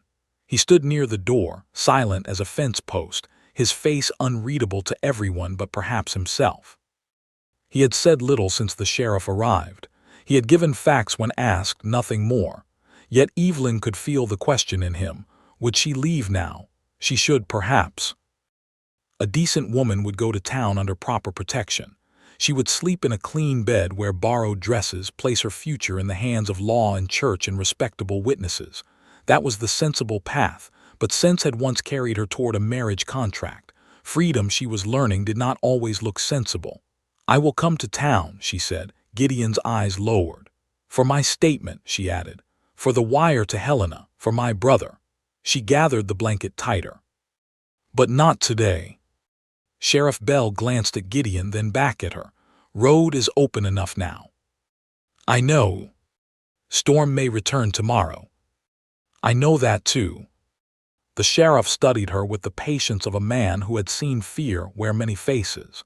"You wish to remain here?" Evelyn looked at Gideon again. "I wish to choose where I stand." Gideon's expression changed only slightly, but she saw it. A crack in the stone. A breath where hope tried not to show itself. Sheriff Bell nodded once. "All right. Deputy Harlan can come back at first light if weather holds. We'll take Voss and the others now. Miss Mercer, keep those doors barred." "I will." "And Mr. Vale." Gideon lifted his gaze. "Try not to shoot anyone else unless they need it." For the first time that day, Evelyn almost smiled. Gideon gave a short nod. "I'll use judgment." "That worries me some," the sheriff said, then stepped out. One by one the men left. Boots crunched, horses snorted, wagon wheels groaned over packed snow. Roland did not look back when they carried him down the slope, and Evelyn was glad. His absence felt larger than his presence had, like a chain removed from a door. At last the sounds faded. The mountain went quiet. For the first time since the wreck, Gideon and Evelyn were alone. The silence that followed was not empty. It was full of broken glass, half-burned paper, words spoken at last, and things neither of them knew how to say. Evelyn bent to pick up a fallen cup. "You don't have to clean," Gideon said. "I know." She set the cup on the table. "That is why I can." He watched her for a moment, then reached for the broom. Together they began putting the cabin back in order. It was slow work. They swept glass from the floor. Gideon carried out the ruined crate board and fitted a better plank over the window. Evelyn rinsed cups, wrung out cloths, and gathered the wet quilts near the fire. Her hands were clumsy from exhaustion but determined. When she lifted the unused chair to move it back against the wall, Gideon stopped her. "Leave it." She looked at him. "Here." By the fire. A softness passed over her face. They worked until dusk deepened around the cabin. Outside, the sky cleared to a cold blue. The first stars appeared above the pines. Inside, the fire burned steady again, and the little room slowly lost the smell of smoke. Not fully. Maybe it never would. Some marks stayed. Evelyn found the unfinished fox on the floor, kicked beneath the table during the struggle. One ear had snapped off. She held it with real sorrow. "I broke your carving." "Wood breaks. That does not mean it doesn't matter." Gideon took the fox from her hand and studied it. "Can mend it." "How?" He opened a small tin and showed her a bit of hide glue he kept for repairs. He warmed it near the hearth, careful and patient. Evelyn watched as he fitted the tiny ear back into place. "Will the cracks show?" she asked. "Some." "That bothers you." He shook his head, proof it held. She looked at him then, and the air between them changed. Neither moved for a long moment. Gideon set the fox on the mantel beside the wolf, the hawk, the bear cub, the mule deer, and the horse with its lowered head. The fox looked small among them, damaged and brave. Evelyn stood beside him. "Ruth liked curtains, you said." He looked down at her, startled. "I said she believed shelves did not need perfect wood." "You also said nothing soft in this cabin unless it had a use." She touched the rough edge of the patched window. "Curtains have a use. They keep out drafts." He saw what she was doing and did not know how to bear it. "You don't need to make my cabin into something else," he said. "No." Her voice was gentle. "But perhaps it does not have to remain only what grief made it." His breath caught. Outside, a branch dropped snow with a soft thump. The fire snapped. The cabin seemed to wait with him. "You planning to stay long enough to hang curtains?" he asked. Evelyn's fingers tightened on the blanket. "I don't know." Honesty, it hurt, but he respected it. "I have to go to town," she said. "I have to sign statements. I have to wire Daniel's school before Roland's friends do harm. I may have to face my uncle. I do not know what I own, what I have lost, or whether my name will be dragged through every parlor in Helena. I know. But today, when Sheriff Bell asked where I wished to go, I knew only one answer." She looked up at him, not back. Gideon nodded slowly. "That is enough for tonight," he said. Her eyes glistened. "Is it?" "For tonight." He crossed to the stove and poured coffee, though it had boiled too long and tasted bitter enough to wake the dead. He handed her a cup. She accepted it with both hands, warming her fingers around the tin. They sat in the two chairs by the fire. For a while, neither spoke. They drank bad coffee and listened to the wind soften around the eaves. Evelyn's eyelids drooped. Twice she jerked awake, embarrassed. The third time, Gideon stood and took a quilt from the bed. "Sleep," he said. "I should take the floor. You nearly died in the snow, faced your promised husband, survived smoke, glass, gunfire, and an avalanche. Take the bed." A tired smile touched her mouth. "When you list it that way, I do sound unreasonable." "You sound alive." Her smile faded into something tender. She rose and crossed to the bed, then paused. "Gideon." He turned. "Thank you for not asking me to know my whole future tonight." His answer came rough and low. "Thank you for not pretending you do." She climbed into the narrow bed, fully clothed beneath the quilt. Gideon took his place in the chair by the fire, rifle across his knees out of habit, though the danger beyond the door felt farther away now. Near midnight, he woke to a soft sound. Evelyn was crying, not loudly, not like a woman breaking, quietly as if tears had finally found a place safe enough to fall. Gideon sat still, every old wall rising inside him. A wiser man might leave her be. A safer man would stare into the fire and pretend not to hear. But he was so tired of being safe. He stood, crossed the room, and stopped beside the bed. Evelyn. She covered her face. I'm sorry. Don't be. I hated him, she whispered. I feared him, but when the snow came down, I still wanted him alive. What does that make me? He sat carefully on the edge of the bed, leaving space between them. Human. Her shoulders shook. I keep thinking of the people in the coach, she said. The driver, the man with the brown satchel, the woman who asked if I was traveling to family. They died and I lived. Gideon looked toward the dark window. Surviving can feel like theft. She turned her tear-streaked face toward him.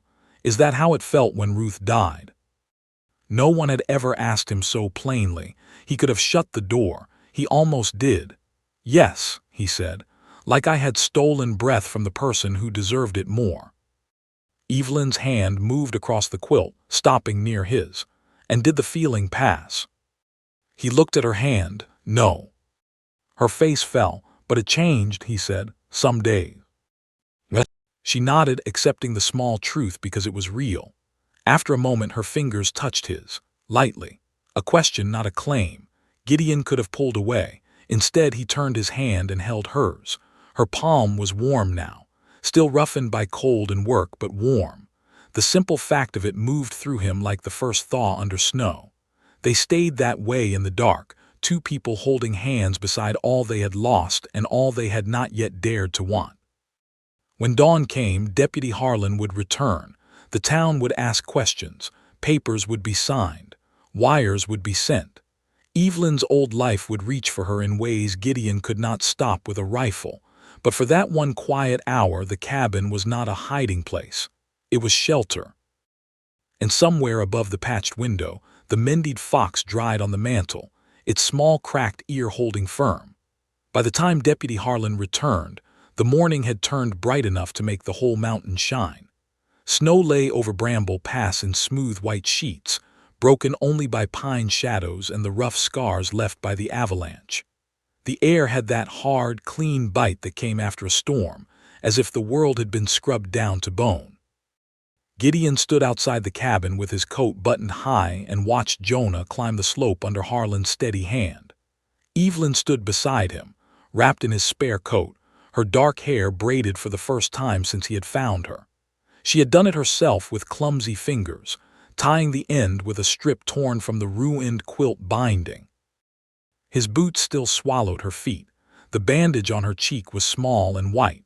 In the cold morning light, she looked less like a runaway and more like a woman standing at the edge of a choice. Harlan reined in near the stable. Sheriff got Voss locked up. Pike and Brant are talking. Sutter too, though mostly to save his own hide. Evelyn's breath left her in a small white cloud, and the wire. Sent to Helena before sunup. One to the marshal, one to your brother's school. Sheriff Bell worded that one himself. Said Daniel Mercer is under legal watch and not to be released to anyone claiming family authority until this matter is reviewed. Evelyn closed her eyes. For a moment, Gideon thought she might fall. He moved his hand near her elbow, not touching unless needed. She stayed upright. Thank you, she whispered. Harlan's expression softened. Wasn't charity, Miss Mercer, it was law. She gave him a tired smile. I am learning the two are not always the same. No, ma'am, he said, they're not. The deputy dismounted and handed Jonah's reins to Gideon. The old horse nudged Gideon's shoulder as if offended by the long errand. Gideon rubbed the white star on his forehead. You did well, he murmured. Harlan glanced toward the cabin. Sheriff wants you both in town today if you can manage. Judge passing through Laurel Creek tomorrow. Best to get statements taken proper while Voss can't send messages ahead. Evelyn's shoulders stiffened. Gideon saw it. The mountain had been dangerous, but town would be another kind of danger. Eyes, questions. Women whispering over counters. Men deciding whether her fear sounded decent enough to believe. "You don't have to go today," Gideon said quietly. She turned toward him. "Yes, I do." The words were firm, but her hand curled around the edge of his coat. He nodded. "Then we go today." They prepared slowly. Evelyn's own dress was dry now, but torn, stained, and stiff from smoke. She stood before it near the hearth, touching the blue fabric with a strange look. "It was my traveling dress," she said. "The plainest thing I owned." Gideon looked at the lace collar, the small covered buttons, the fine stitching. Plain. A small laugh escaped her. "In Helena, yes. Out here, it looks fit for a governor's wife." She looked down at his wool shirt and patched trousers. "Then perhaps I should keep your clothes." He meant to say they were only borrowed. He meant to tell her town would expect better. Instead, he looked at her standing there with sleeves rolled and boots tied at the ankles and said, "They suit you." Color touched her cheeks. "They are too large." Still. She looked away first, but she was smiling. In the end, she wore her own skirt over Gideon's wool trousers for warmth, his shirt beneath her repaired bodice, and his coat over everything. It made a strange picture, half city, half mountain, all Evelyn. Before leaving, she paused at the mantel. The mended fox sat among Gideon's carved animals, its cracked ear dry and firm. She touched it once. "Will it be safe here?" she asked. "Safer than us, likely." She smiled, then looked around the cabin. The two chairs by the fire, the patched window, the swept floor, the rough table where she had written herself back into the world. "I will come back," she said. Gideon did not answer too quickly. Hope was a wild thing, and sudden movement could scare it off. "I'll keep the fire laid," he said. The ride to Laurel Creek took most of the day. Harlan led, choosing the safest path through the avalanche scars. Gideon rode behind him on Jonah, with Evelyn seated in front of him, wrapped tight against the cold. She had insisted she could ride separately on one of the carriage horses the sheriff had left, but Gideon had seen how pale she still was and refused without apology. She argued for 3 minutes, then grew too tired to continue. Now she sat silent, her back resting against his chest when the trail steepened. Each time Jonah picked through deep snow or over hidden rock, Gideon's arm tightened around her waist. At first she held herself stiff. By the second hour, she let herself lean into him. The mountains opened below them, white slopes falling toward dark timber, and then to the valley where Laurel Creek sat under thin chimney smoke. The town looked small from above, no more than a church steeple, a main street, a few barns, and a scatter of roofs. Yet Evelyn stared at it as if it were a courtroom. "Do you think they will believe me?" she asked. "Yes." "You cannot know that." "I know Sheriff Bell." "That is not the same as knowing everyone." "No." His honesty made her quiet. After a moment she said, "In my old life, belief depended on who had the better name. Out here, names matter less than tracks in snow. And if the tracks are covered, then you look at who benefits from the storm." She turned her head slightly, enough for him to see the edge of her smile. "That sounds like wisdom." "Sounds like weather." The smile stayed longer this time. Laurel Creek was watching when they arrived. Of course it was. A town that saw 2 wagons a week could not ignore a mountain man riding in with a runaway woman in torn fine clothes, a deputy beside them, and rumors already racing faster than horses. Faces appeared behind store windows. Men stopped outside the blacksmith. A woman holding a basket paused near the church steps. Evelyn felt every stare. Gideon felt her stiffen. "Look at the hitching post," he said low. "What?" "Not the people. Pick one thing and ride toward it." She fixed her eyes on the post outside the sheriff's office. Gideon kept Jonah steady. Mrs. Bell came out before Sheriff Bell did. She was a round-faced woman with silver-threaded hair and no nonsense in her walk. She carried a folded shawl over one arm. "You must be Evelyn," she said, as if greeting expected company instead of scandal. Evelyn dismounted with Gideon's help. Her legs nearly buckled, but she caught herself before anyone else could. Mrs. Bell saw and pretended not to. "I am," Evelyn said. "Then you're coming with me for hot broth and a wash before any judge gets to ask you questions." Sheriff Bell appeared in the door. "Martha," the judge said. "The judge can wait until the girl has eaten." The sheriff looked at Gideon, then at Harlan. "You heard my wife." Evelyn seemed startled by the kindness. "I do not wish to cause trouble." Mrs. Bell placed the shawl around her shoulders. "Trouble already came. You're just the one who lived to tell on it." Those words undid something in Evelyn. She lowered her head, breathing carefully. Gideon wanted to step forward, but Mrs. Bell already had an arm around her and was guiding her toward the small house beside the jail. At the door, Evelyn looked back. Gideon stood in the street with Jonah's reins in his hand, aware of every eye on him. He did not care about those eyes, only hers. "I'll be here," he said. She nodded once and went inside. The hours that followed tested a different kind of courage. Evelyn gave her formal statement in Sheriff Bell's office after a bowl of broth, a wash, and a borrowed brown dress from Mrs. Bell. The dress was plain and a little short at the wrists, but clean. Her hair had been combed smooth and pinned simply at the back of her neck. Gideon waited outside the office during the first part because the judge requested it. He hated waiting. He stood under the porch roof, listening to the murmur of voices through the wall. He heard Evelyn speak. Once her voice broke. Then Mrs. Bell's softer tone followed. Then Evelyn continued. That was courage, Gideon thought, not rifles, not fists, not standing against a storm. Courage was a woman telling the truth in a room where lies had once owned her. Roland Voss was brought in later under guard. His leg was splinted. His face had regained some color and most of its arrogance. He wore borrowed clothes because his fine coat had been torn in the slide, but he still carried himself as if the room belonged to him. Gideon was allowed inside then. Evelyn sat at the table with her hands folded. She did not look at Roland when he entered. That seemed to anger him more than any insult. The circuit judge, a thin man named Alden Price, studied the papers over half-moon spectacles. "Mr. Voss, Miss Mercer has made serious claims." Roland smiled faintly. "Miss Mercer has endured trauma, a coach wreck, exposure, improper confinement in a bachelor's cabin.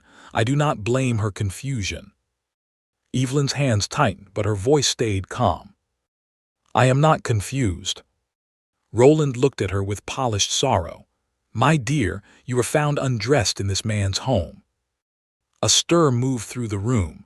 Gideon took one step forward. Sheriff Bell's hand touched his arm, a warning. Evelyn's face went pale, then red. For one terrible moment, shame tried to do what fear had failed to do. It tried to bend her. Then Mrs. Bell spoke from the corner. She was found alive. Every face turned. Mrs. Bell's eyes were sharp enough to cut thread. Wet clothes kill in mountain weather. Any decent man would have done what Mr. Vale did. Any decent woman in this town knows it. The room settled. Evelyn looked at Mrs. Bell as if she had been handed a lantern. Judge Price cleared his throat. "Quite right. We will remain on the matter of consent, forged papers, and unlawful restraint." Roland's jaw tightened. The questioning lasted until sunset. Pike confirmed the threats. Brant confirmed the orders. Harlan produced the first statement, and Pike repeated the lines he had heard from the half-burned page. Even Sutter admitted Roland had told him to block the chimney and force them out if negotiations failed. By the time the judge closed his notebook, Roland's face had gone gray with more than pain. "These matters will proceed," Judge Price said. "Until then, Mr. Voss remains in custody. Wires will be sent to Helena and Boston regarding Nathaniel Mercer's authority and the condition of Daniel Mercer." Evelyn closed her eyes. Not victory, not yet, but air. When it was done, she stepped outside into the cold evening. The town had stopped pretending not to watch. Some faces held pity, some curiosity, a few judgment. But Mrs. Bell stood beside Evelyn like a wall with an apron, and that helped. Gideon approached slowly. "You did it." Evelyn looked up at him. "I did not faint." "No. I wanted to. I know." and when he tried to shame me, I wanted to disappear." Gideon's voice dropped. "But you stayed." She nodded and tears brightened her eyes without falling. "I stayed." "Tell me in the comments, would you have faced the town that judged you or chosen the quiet mountain cabin and healed first?" Evelyn's choice was not easy, and the hardest truths are still waiting on the road ahead. Mrs. Bell insisted Evelyn stay the night in her spare room. Gideon took lodging in the stable loft behind the livery, though Mrs. Bell offered him a cot in the kitchen. He refused because he knew himself. He needed distance from walls full of voices. Near midnight, unable to sleep, he stepped outside. Laurel Creek lay quiet under starlight. Snow shone on the roofs. A dog barked once and settled. From the jail came no sound. From the Bell's house, one lamp still glowed. Gideon stood across the street looking at that light. The door opened. Evelyn stepped out wearing Mrs. Bell's shawl. She saw him and did not seem surprised. "I thought you might be here," she said. "I was checking the weather." At midnight. Mountain weather changes. So do mountain men, it seems. He almost smiled. She crossed the street carefully. "I could not sleep." "Nor I." They stood beneath the livery awning, close but not touching. Town rules seemed to stand between them now, invisible and stern. In the cabin, survival had made its own manners. Here, every gesture had a witness even when no one watched. Evelyn looked toward the sheriff's office. "Roland is locked in there, yet I still feel his hand on the door. Fear takes time to learn it's safe." "Did yours?" Gideon looked down the empty street. "Some fears don't leave, they just stop driving." She considered that. Is Ruth still driving? The question was gentle, but it struck deep. "No," he said after a long silence. "Not since you asked her name." Evelyn's eyes softened. He reached beneath his coat and pulled something from the inner pocket. A folded blue scarf, faded with age. He had taken it from the trunk before they left, though he did not know why until now. "This was hers," he said. Evelyn looked at it with care, not reaching until he nodded. She held the scarf like something living. "It is beautiful. She wore it in her hair when we planted beans. Said blue made even mud feel hopeful." Evelyn smiled through sudden tears. "She sounds like someone I would have loved." Gideon's throat tightened. "I did." "I know. She asked me to keep living." His voice roughened. "I thought breathing counted." Evelyn folded the scarf carefully and placed it back in his hand. Her fingers lingered over his. "Maybe this counts more." The street was silent around them. The stars shone cold and clear above Laurel Creek. Gideon felt the old grief inside him shift, not disappearing, not healed by magic, but making room. He looked at Evelyn and knew he was in danger, not from Roland, not from scandal, not from any rifle, from wanting a future. Before he could speak, a rider came hard into town from the east, horse-lathered, breath tearing white in the cold. He pulled up outside the sheriff's office and shouted for Bell. Doors opened, lamps flared. Gideon stepped in front of Evelyn by instinct. Sheriff Bell came out with a coat over his nightshirt. "What is it?" The rider held up a yellow paper. "Wire from Helena," he said. "Daniel Mercer's gone. Taken from the school this afternoon by a man claiming family authority." Evelyn made no sound, but Gideon felt her hand go ice cold in his. Daniel Mercer had been taken. The words did not seem to enter Evelyn all at once. They stood in the cold street outside the sheriff's office, hanging in the lantern light, while doors opened along Laurel Creek and sleepy faces appeared behind frosted glass. Daniel Mercer's gone, taken from the school. A man claiming family authority. Evelyn's fingers slipped from Gideon's hand. Her face turned so pale that for one sharp second he saw her as she had been in the snow, barely breathing, almost lost. Then she moved. She crossed the street toward the rider so fast Mrs. Bell had to call her name. "Who took him?" The rider looked at Sheriff Bell first, as if unsure whether to answer her. Evelyn stepped closer. "He is my brother who took him." The man swallowed. "Telegram says Nathaniel Mercer arrived with signed papers. claimed the boy's sister had run mad and the family was withdrawing him before scandal reached the school. "My uncle," she whispered. Sheriff Bell took the yellow paper and read it under the lantern, his mouth set grim. "Says Mercer left Helena before my warning wire arrived.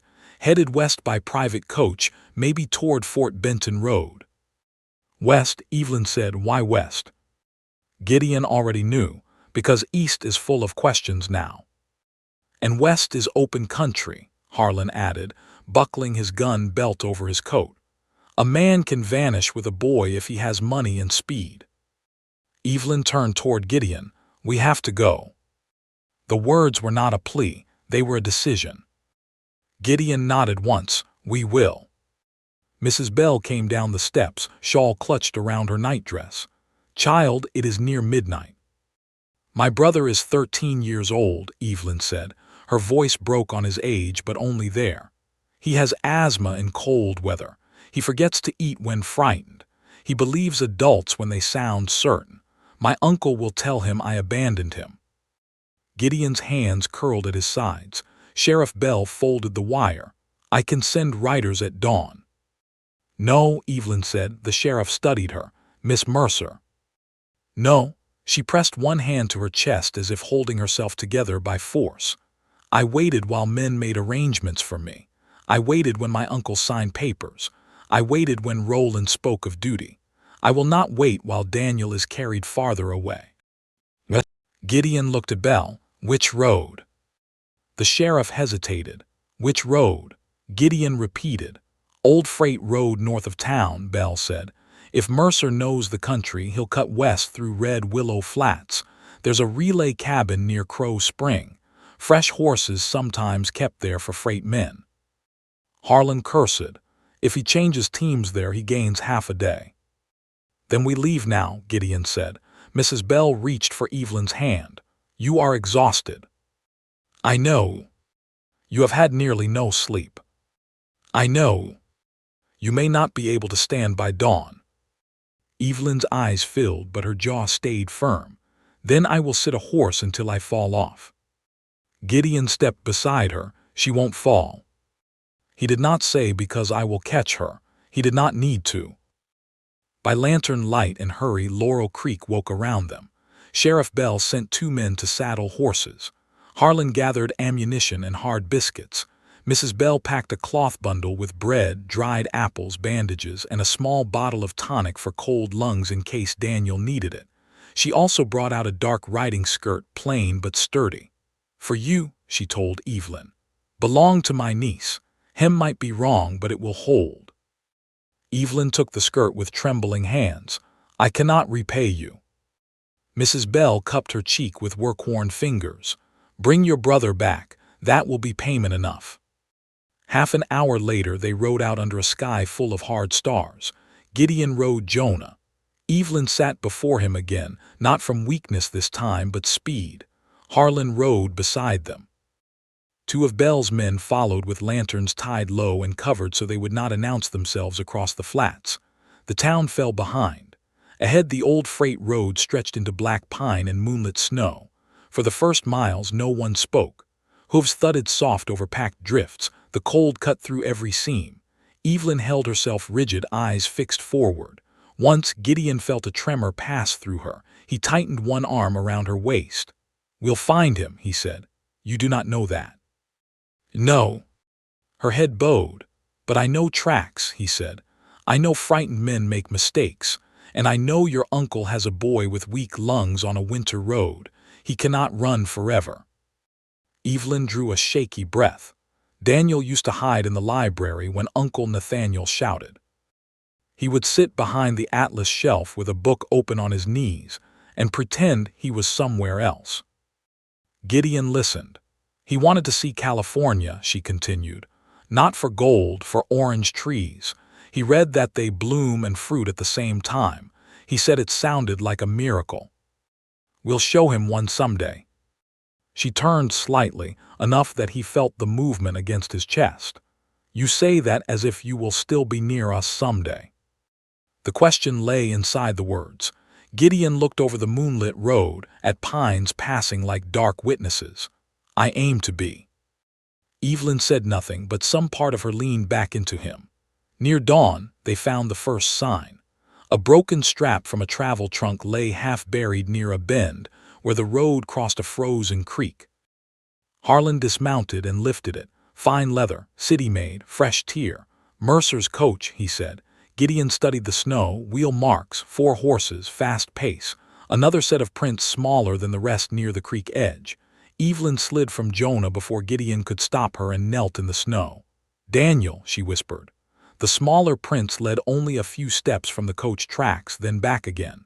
Beside them, the snow held the mark of a cane. "My uncle uses a cane with a silver wolf head," Evelyn said. "He does not need it. He likes the sound it makes on floors." Harlan grimaced. They stopped here. Gideon crouched near the tracks. Boy got out, maybe sick, maybe tried to run. Man with cane brought him back. Evelyn touched one small print with her gloved fingers. He was here. "And not long ago," Gideon said. "Snow in the track is light, 3 hours ahead, maybe less." They rode harder after that. The sun rose weak and pale, turning the flats blue and gold. Red willow flats opened before them, wide country broken by low brush and frozen grass sticking through wind-scoured snow.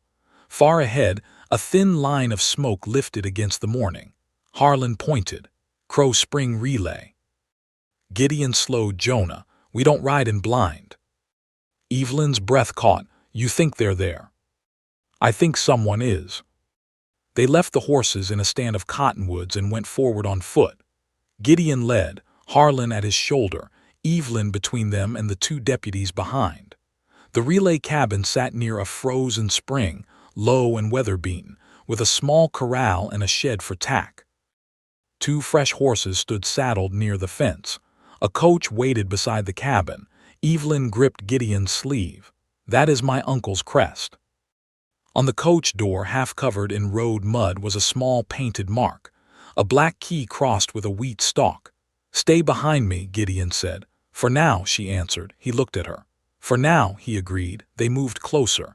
Voices came from inside the cabin, one old and sharp, one younger, thin with fear. Evelyn's eyes widened. "Daniel," she breathed. Gideon pushed the door open with his rifle raised. Nathaniel Mercer stood near the stove, a tall, thin man in a dark coat, silver-headed cane in one hand. Beside him sat a pale boy with dark hair and a blanket around his shoulders. Daniel's eyes were red-rimmed. He looked smaller than 13. When he saw Evelyn, he stood so fast the blanket fell. "Evie." The name broke her. She ran past Gideon and dropped to her knees as Daniel rushed into her arms. He coughed against her shoulder but held on with desperate strength. "I thought you were dead," he cried. "Uncle said you were dead or ruined or both." "I am here." Evelyn held his face between her hands. "I am here and I did not leave you. I would never leave you." Nathaniel Mercer struck his cane against the floor. The sound cracked through the room. "Step away from the boy, Evelyn." She did not move. Gideon aimed his rifle at the floor near Nathaniel's boots. "Not at him, not yet. Don't raise that cane again." Nathaniel looked Gideon over, with contempt so familiar it might have been Roland's own reflection. "And you are the mountain brute who has confused my niece." "No," Evelyn said, rising with Daniel tucked behind her. "He is the man who found me after Roland's guard forced me onto a coach that wrecked in the storm." Nathaniel's mouth tightened. "Hysteria, grief, you are not well." "I am well enough to speak before a judge." "I am your guardian."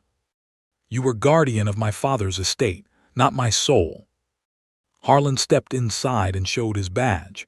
"Nathaniel Mercer, Sheriff Bell has questions for you." Nathaniel's eyes moved from the badge to the deputies at the door. For the first time, calculation replaced command. "You have no authority here." "Funny," Harlan said. "That's what men say right before I use it." Daniel coughed hard. Evelyn turned at once, rubbing his back with practiced tenderness. Gideon saw how her whole face changed when she looked at the boy. Less fear, more purpose. "You dragged a sick child onto a winter road," she said to her uncle. Nathaniel lifted his chin. I removed him from scandal. You made him scandal's shield. He is a Mercer, he has duties. He is a boy. He is leverage, Gideon said coldly. Nathaniel's eyes flashed. Poor men love ugly words for practical truths. Evelyn stepped forward. Here is a practical truth. Roland is in custody. Pike and Brant have spoken. My statement is with the sheriff. Daniel's school received warning. You have no clean path left. Nathaniel stared at her, and Gideon saw what frightened him most. Not the law, not the rifles. Evelyn's steadiness. You would destroy your own family, Nathaniel asked. No, she said. I am saving what is left of it. Daniel clung to her hand. Nathaniel's grip tightened around the cane, and for one breath Gideon thought the old man might strike her. He moved fast, crossing the floor and taking the cane before Nathaniel could lift it. The silver wolf head felt cold in Gideon's hand. No more, he said. Nathaniel looked at him with pure hatred. You think she will stay with you, a Mercer woman in a poor man's cabin. She will wake from this fevered dream and remember what she is. Evelyn turned to Gideon. The room went quiet. There it was again. The question of future, of cabin and town, scandal and brother, freedom and fear. Gideon's heart tightened because Nathaniel had aimed well. Not at Evelyn's fear this time, but at his. What could he offer her? A patched window, a hard winter, a lonely mountain, a heart still learning how to open without shaking. Evelyn walked to him, Daniel still holding her hand. What I am, she said clearly, is no longer yours to name. Gideon looked down at her, and the fear inside him bent under the weight of something stronger. Hope. Harlan arrested Nathaniel Mercer before noon. There was no grand struggle. Men like Nathaniel rarely fought once force wore a badge and witnesses stood near. He protested, threatened, named judges and distant cousins and old favors. Harlan listened with bored patience while one deputy tied his hands. Daniel watched from beside Evelyn, pale and silent. When Nathaniel was led outside, he paused on the threshold. You will regret this, Evelyn. Blood is not so easily cast off. She held Daniel close. No, but chains can be.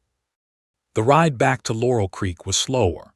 Daniel rode wrapped in blankets before one deputy, sipping Mrs. Bell's tonic with a grimace that made Evelyn laugh softly through tears. The sound reached Gideon where he rode behind them and lodged beneath his ribs. In town, the judge took emergency statements. Daniel was placed under Sheriff Bell's protection until proper guardianship could be reviewed. Nathaniel was locked in a separate cell from Roland, though both men shouted enough to prove they deserved each other's company. By evening, Daniel slept in Mrs. Bell's spare room, one hand still gripping Evelyn's sleeve. Gideon stood in the kitchen doorway, unsure if he belonged inside such a tender scene. Evelyn looked up from the bedside chair. He asked if we could go to the mountain when he is well enough. Gideon glanced at the sleeping boy. He did. He wants to meet Jonah. Good horse for a boy to meet. And see the fox with the mended ear. Gideon's throat tightened. That too. Evelyn rose carefully, easing her sleeve from Daniel's hand without waking him. She crossed to the doorway and stood close enough that Gideon could see the weariness in her eyes. Today you said we would show him orange trees someday. I did. Did you mean it? He looked past her at the sleeping boy, then back at the woman who had walked through terror and still made room for tenderness. Yes. Her eyes filled. Evelyn, he said, voice rough, I don't know what shape that someday takes. I don't know if it's my mountain or a town school or a road west with orange trees at the end. I only know I want to be there when you find out. She covered her mouth with one hand. For a moment, neither moved. Then she stepped forward and rested her forehead against his chest. Gideon's arms came around her slowly, carefully, as if holding a promise still too new to grip hard. In the next room, Daniel slept safe. In the jail, the men who had tried to own Evelyn waited for law and consequence. And in Gideon's heart, the lonely cabin on Bramble Pass began to change again. It was no longer just a place he might return to. It was a place he wanted to bring them home to. The next morning, Laurel Creek woke under a sky as clear as blue glass. For the first time since Evelyn had opened her eyes in Gideon's cabin, no storm pressed against the windows. No rider waited in the trees. No silver bells climbed the mountain road.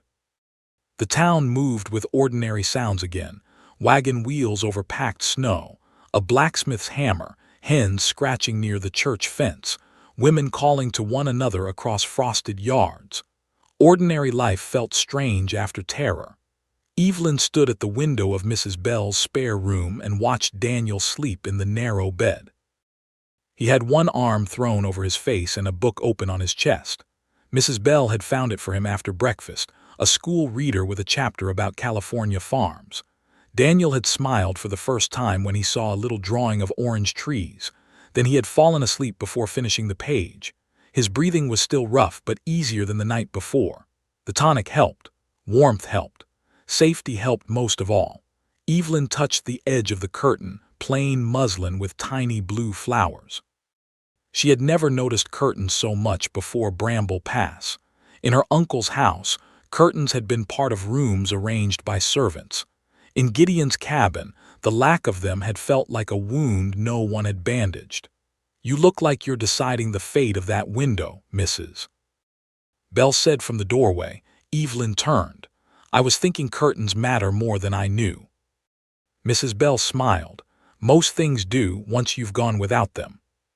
She came in carrying a cup of tea and set it on the small table. "Sheriff says Judge Price wants to speak with you after noon. Nothing harsh, just final wording for the affidavits. Your uncle is asking for a lawyer from Helena. Mr. Voss is asking for everyone from a lawyer to the governor."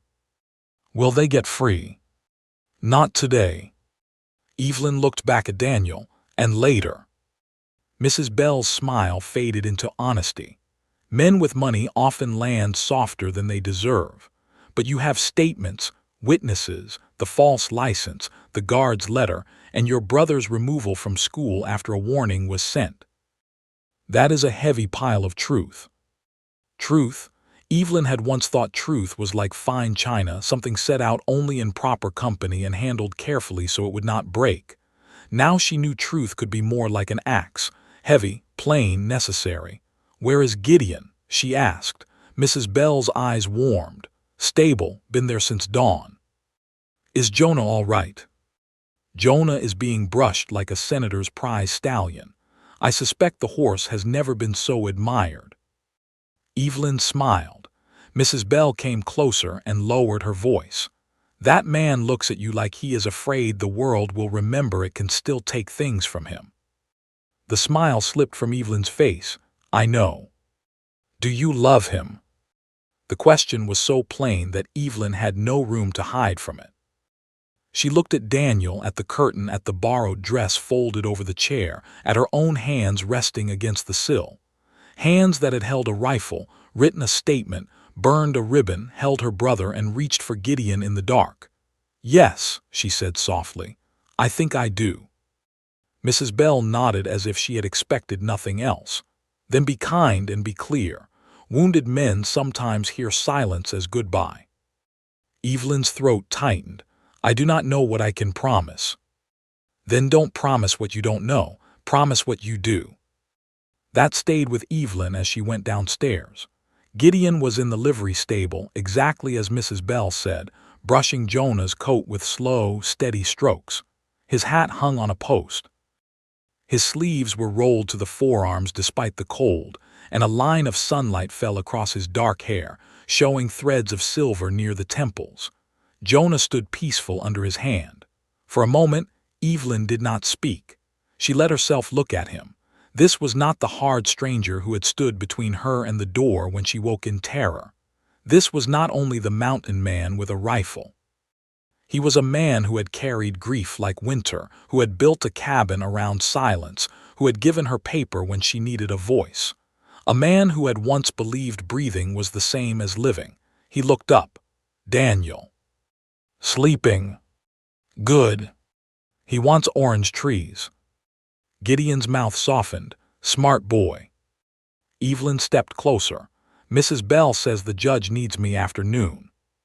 "I heard." And after that, I suppose there will be more wires, more questions, decisions about Daniel, maybe letters from Helena, maybe from Boston. Likely. He brushed Jonah again, though the same patch of coat was already smooth. Evelyn reached out and laid her hand over his. The brush stopped. "Gideon," she said, "look at me." He did. There was so much guarded hope in his face that she nearly lost courage. "I do not know what happens next," she said. "I do not know whether Daniel's guardianship will be settled in a day or a month. I do not know what money remains, or what name I still have, or whether my family will ever forgive the scandal I chose over silence." His jaw tightened at the word scandal, but he did not interrupt. "I do not know whether I belong in a mountain cabin, a town schoolroom, or somewhere west where orange trees grow." Her fingers closed around his. "But I know I want you in the answer." Gideon went still. The stable was quiet except for Jonah's breathing and the distant ring of the blacksmith's hammer. "You sure?" he asked. "No," she said, and gave a small, tearful laugh. "Not about everything, but I am sure about that." He looked down at their joined hands. "I don't have much. You have never once treated me like I was less because I had nothing." "That's different." "Is it?" His eyes lifted. She stepped closer. "You have a cabin that needs curtains, a horse who trusts you, a mantle full of animals that look less lonely when the fox sits with them. You have land, skill, patience, and a heart that kept beating even when you wished it would not." His face tightened with feeling. "And you have Ruth," Evelyn said gently. "Not instead of me, not between us, with us as part of the road that brought you here." Gideon looked away, but not before she saw his eyes shine. "My heart isn't an easy place," he said. "I am not asking for easy. Winter on Bramble Pass can trap a body for weeks. I have learned to split kindling. Badly." She smiled. "Then you will have to keep teaching me." His thumb moved over her knuckles, slow and careful. "I am afraid," he said. The words were rough, almost embarrassed. "So am I. I lost one woman I loved." Evelyn's breath caught. Gideon looked at her then, and the truth stood bare in his eyes. "I won't survive losing another the same way." "You do not know that." "No. But perhaps love is not asking you to survive loss before it comes." Her voice trembled. "Perhaps it is asking you to live before it does."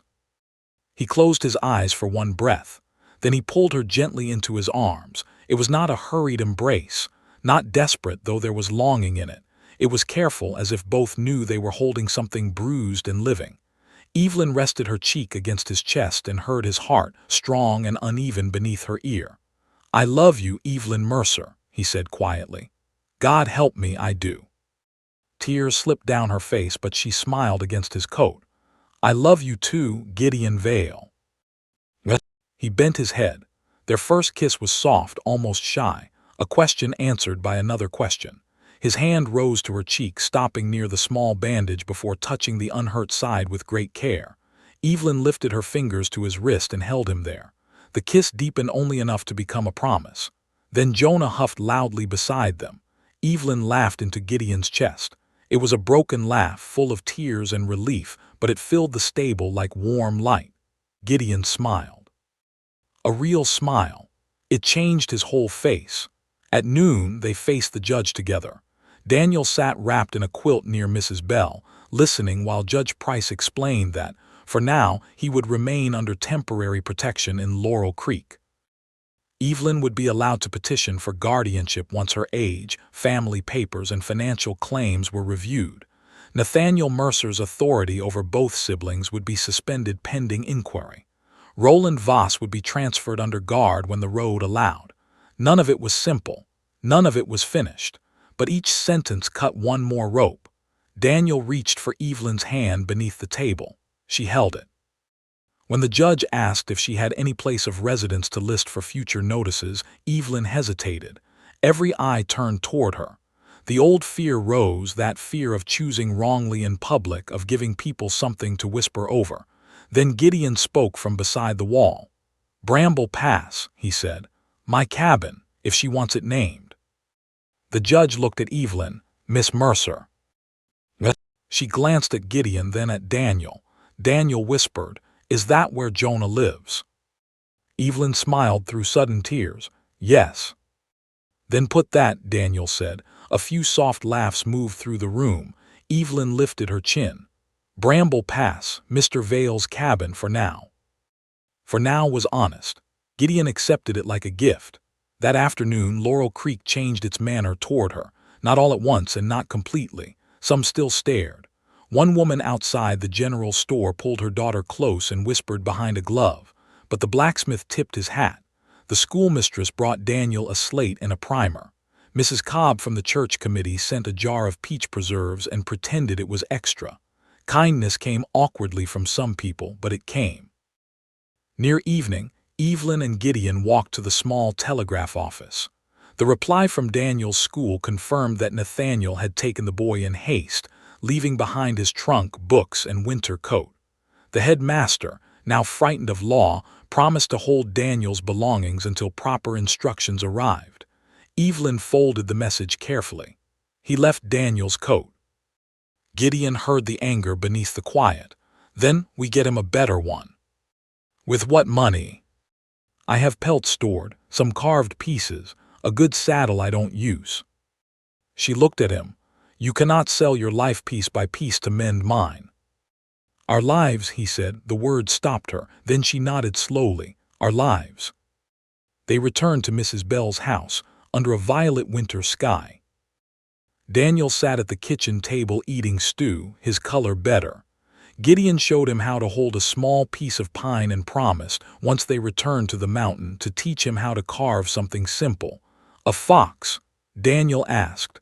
"Fox is taken." "A horse?" "Maybe. With Jonah's star. If your hands listen." Daniel grinned. "Evie says my hands never listen." "She's likely right." Evelyn watched them from the stove. A hand pressed over her mouth to hide how much the sight moved her. Later, after Daniel slept, Mrs. Bell brought out a bundle wrapped in brown paper.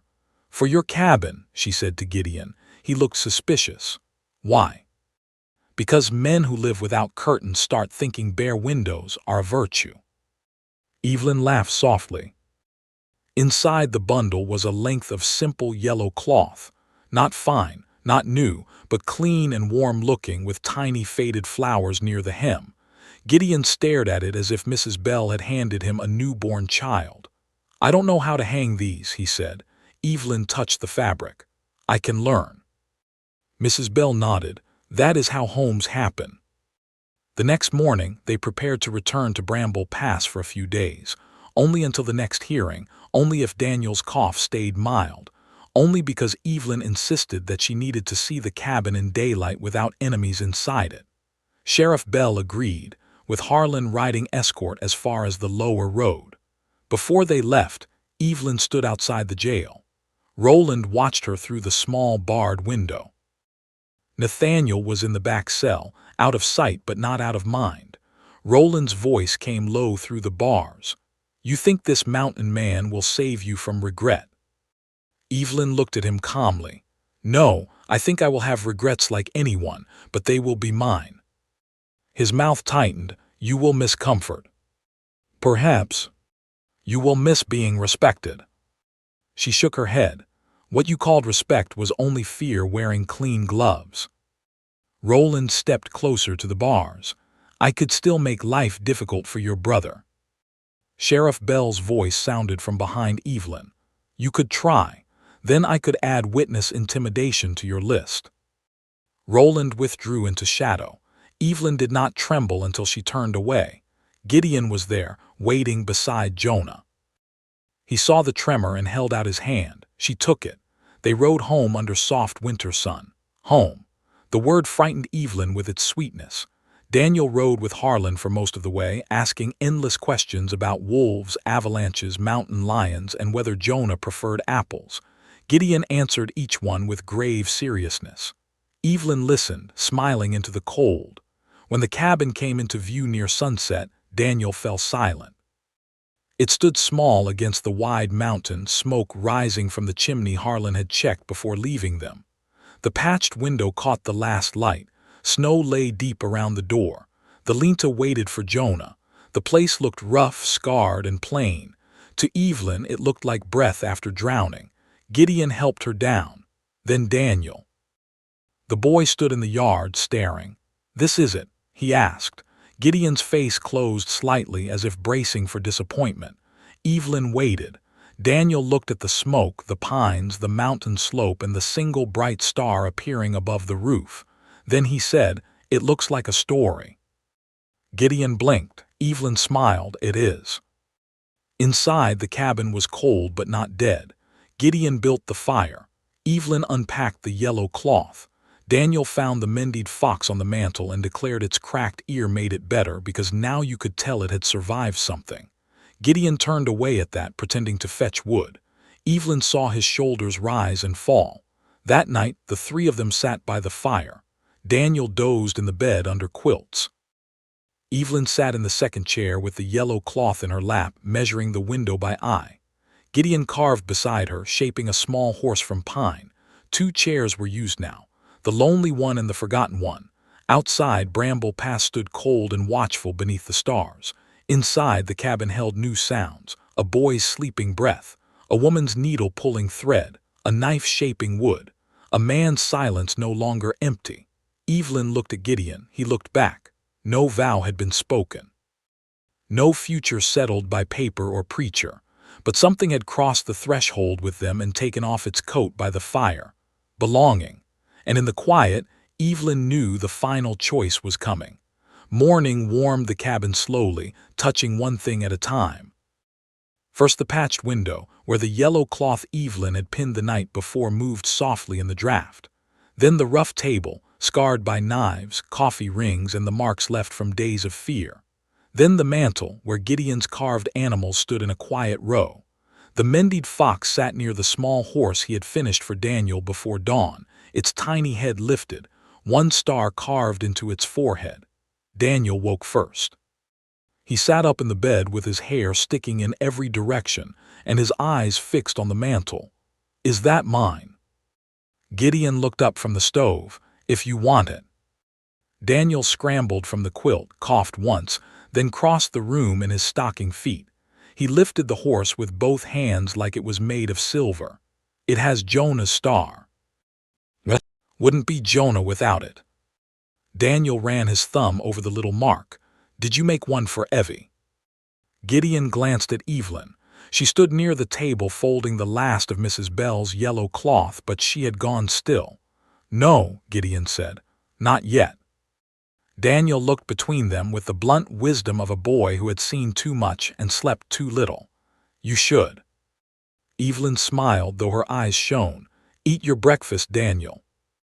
He sighed as if adults were hopeless and returned to the bed with his carved horse. Outside, the mountain lay bright beneath a hard blue sky. Harlan had ridden back toward Laurel Creek before sunrise, promising to return in 2 days with any word from the judge. For now, the cabin belonged only to the 3 of them. That should have felt peaceful. Instead, Evelyn felt the final question moving around the room like a fourth presence. The hearing would continue. Daniel's guardianship would need papers. Roland and Nathaniel would face the law, though how far justice reached was still unknown. Evelyn might have claims to money or none at all. She might be called to Helena. She might be called east. Her name might still travel through parlors in voices sharp with judgment. And Gideon's cabin stood here, waiting with its patched window, 2 chairs, and quiet fire. After breakfast, Daniel went with Gideon to feed Jonah, wrapped in a coat so large he looked like a walking bundle. Evelyn stayed inside and washed the cups. She took her time, though there were only 3. She wiped the table, shook the quilts, straightened the yellow curtain that still hung crooked. Then she opened Gideon's old trunk to put away spare cloth and saw the blue scarf. Ruth's scarf. It lay folded beside a small Bible, a pair of worn gloves, and a bundle of letters tied with string. Evelyn did not touch the letters. She only rested her fingers lightly on the scarf, then closed the trunk. Some homes were not built by clearing away the past. Some were built by making room for it. When Gideon returned, Daniel was walking beside him, talking fast about the corral they should build in spring. He wanted 2 horses, maybe 3. One for Gideon, one for Evelyn, one for himself, though he admitted Jonah was too grand to share. Gideon listened with serious attention, as if a boy's dream deserved the same respect as a man's plan. Evelyn watched them from the doorway, her heart hurt with wanting. That afternoon, a rider came up the pass. Gideon saw him first and reached for his rifle out of habit, but then lowered it. The rider was Sheriff Bell, alone, his gray horse picking carefully through the snow. Evelyn stepped outside before he dismounted. Daniel came behind her, small horse carving still in his hand. Sheriff Bell removed his hat. "I brought news." Evelyn's hand found Daniel's shoulder. "Good or bad?" "Both, like most news." He took a folded paper from his coat. Judge Price received confirmation from Helena. Nathaniel Mercer's guardianship over Daniel is suspended. You may petition to become Daniel's legal guardian, and the judge sees no reason to deny it once the full hearing is complete. Daniel looked up at Evelyn. "Does that mean I stay with you?" Her fingers tightened on his shoulder. "Yes, if you want that." He leaned against her side. "I want that." Sheriff Bell's eyes softened before he continued. "Roland Voss will be transferred under guard once the road clears. The forged license, the guard's letter, and testimony from his own men make a hard case. His lawyers will fight, but he will not be free to come after you."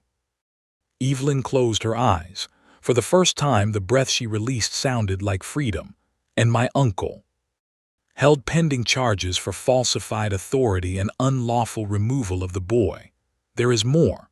A wire came from Boston. Your father's old partner, Mr. Avery, saw the inquiry and sent documents. Seems your father's debts were not what Nathaniel claimed. Some were paid years ago, some were invented. The estate is tangled but not ruined." Evelyn stared at him. "Invented?" "So it appears." Daniel's face hardened in a way too old for him. "Uncle lied." Sheriff Bell crouched slightly to meet his eyes. "Yes, son, looks that way." Daniel looked at Evelyn. "Then you did not cause any of this." Evelyn's lips trembled. Gideon stood behind her, silent, but she felt him there like a wall warmed by sun. "No," she whispered, "I did not." Sheriff Bell handed her the paper. "There will be work ahead. Signatures, hearings, decisions, but the old claim over you is broken, Miss Mercer." Evelyn looked down at the paper, then at the cabin, then at Daniel. Broken, not healed in full. Not simple, not made painless, but broken. The chain had opened. Sheriff Bell stayed only long enough for coffee. He accepted it bravely, though Daniel made a face behind his cup because Evelyn had brewed it strong enough to float a horseshoe. Before leaving, the sheriff paused beside Gideon near the stable. "She has choices now," Bell said. "I know. That can frighten a man waiting to be chosen." Gideon looked toward the cabin. Through the yellow curtain, Evelyn's shape moved near the fire. "I know that too." Sheriff Bell mounted. "Then don't make fear speak for you." After he rode away, Gideon stood in the snow for a long while. Near sunset, Evelyn found him behind the cabin where the pines thinned and the mountain dropped toward the valley. The light turned the snow gold. Smoke rose from the chimney in a straight, peaceful line. "You disappeared," she said, thinking. "That sounds dangerous." He glanced at her. "It is." She came to stand beside him. For a moment they looked out over the land without speaking. Below them the road curved through the trees, the same road that had brought wreckage, lawmen, enemies, and finally news of freedom. "I have been thinking too," she said. Gideon's hands flexed at his sides. "About where to go." "Yes." He nodded slowly, bracing himself. Evelyn turned toward him. "Daniel needs schooling." "He does." "And warmth for his lungs." "Yes." "And I may need to travel for hearings. Perhaps Helena, perhaps even Boston if the estate requires it." "I figured." Her eyes searched his face. "You once said you would go where I needed." "I meant it." I know. She took a breath. But I am not asking you to leave your mountain because my old life still has loose strings. I am asking whether we might build something large enough to hold both. Gideon's guarded expression shifted. Evelyn pointed toward the lower meadow where snow lay smooth between pines. A proper corral there for the horses you spoke of raising. A room added to the cabin for Daniel. Perhaps when the weather turns I could teach lessons twice a week in Laurel Creek. Children who live too far for regular school. Daniel could learn with them. Gideon stared at her. She smiled nervously. And curtains that hang straight once I learn how. His voice came rough. You are talking like you mean to stay. What? I am talking like I mean to belong. She stepped closer. Not because I have no other road. Not because I am afraid. Not because you saved me. Because when I stand here I can breathe. Because Daniel smiled in that cabin. Because Ruth's scarf belongs in the trunk and my yellow curtain belongs in the window, and somehow neither one takes anything from the other. Gideon looked down, his face tight with feeling. I am not Ruth, she said softly. No. And I do not want the place she had. You couldn't take it. I know. Evelyn reached for his hand. But if there is another place, one made honestly, I would choose it. The word choose passed between them, warmer than any vow forced by paper. Gideon turned his hand and held hers. There is a place, he said. Been empty a long time. Tears slipped down her cheeks. Then let it not be empty. He touched her face, thumb careful near the healed cut. Evelyn Mercer, I love you. Not because you came half frozen to my door. Not because trouble followed you. Not because I needed saving, though maybe I did. I love you because you stood up in my lonely cabin and made it remember it could be a home. She let out a soft, broken laugh. I love you, Gideon Vale, not because you carried me from the snow, because you let me stand once I could, because you gave me paper before advice, because you held my hand in the dark and did not ask me to know every answer before morning. He drew her close and kissed her beneath the pines. It was gentle at first, then certain. Not a storm, not a warning. A promise freely given, with the wide winter sky above them and the cabin waiting below. Evelyn held him like a woman who had run far enough and finally knew the difference between being caught and being held. When they returned, Daniel was at the table with the pencil, making a sign on a scrap of wood. His letters were uneven but determined. What's that? Evelyn asked. Daniel hit it too late. Gideon leaned over his shoulder and read aloud. Vale and Mercer Homestead. Daniel looked worried. It can say something else if you don't like it. Evelyn looked at Gideon. Gideon looked at the sign, then at the boy, then at the woman beside him. No, he said quietly. That says it fine. Daniel's whole face lit. Spring came slowly to Bramble Pass, but it came. Snow shrank from the cabin door. The creek loosened and began to sing under the ice. Gideon built the corral in the lower meadow with Daniel carrying nails and asking more questions than any boy could reasonably expect answered. Evelyn rode to Laurel Creek when needed, gave testimony, signed papers, and returned each time to smoke from the chimney and two faces waiting at the door. The law did not mend everything, but it did enough. Roland Voss's name spread through Helena for reasons he had not chosen. His business partners withdrew. His proud friends stepped back. Nathaniel Mercer's lies over the estate came into daylight one document at a time. Daniel was placed legally in Evelyn's care before summer. The remaining money was modest but real, and Evelyn used part of it to buy books, a winter coat for Daniel, and 2 panes of proper glass for Gideon's window. The first day the new glass caught sunlight, Gideon stood looking at it for so long that Evelyn teased him for admiring a window like a sweetheart. I know a miracle when I see one, he said. By late summer, a small room had been added to the cabin. Daniel painted his shelf blue because he said mud needed hope. Evelyn hung Ruth's scarf above the trunk for one day, with Gideon's permission, then folded it away again before evening. Not hidden, kept. On the mantel the carved animals grew in number. Daniel's horse, Evelyn's fox, a tiny bird she carved herself after many failed tries. Its wings were uneven, but Gideon said it looked ready to fly.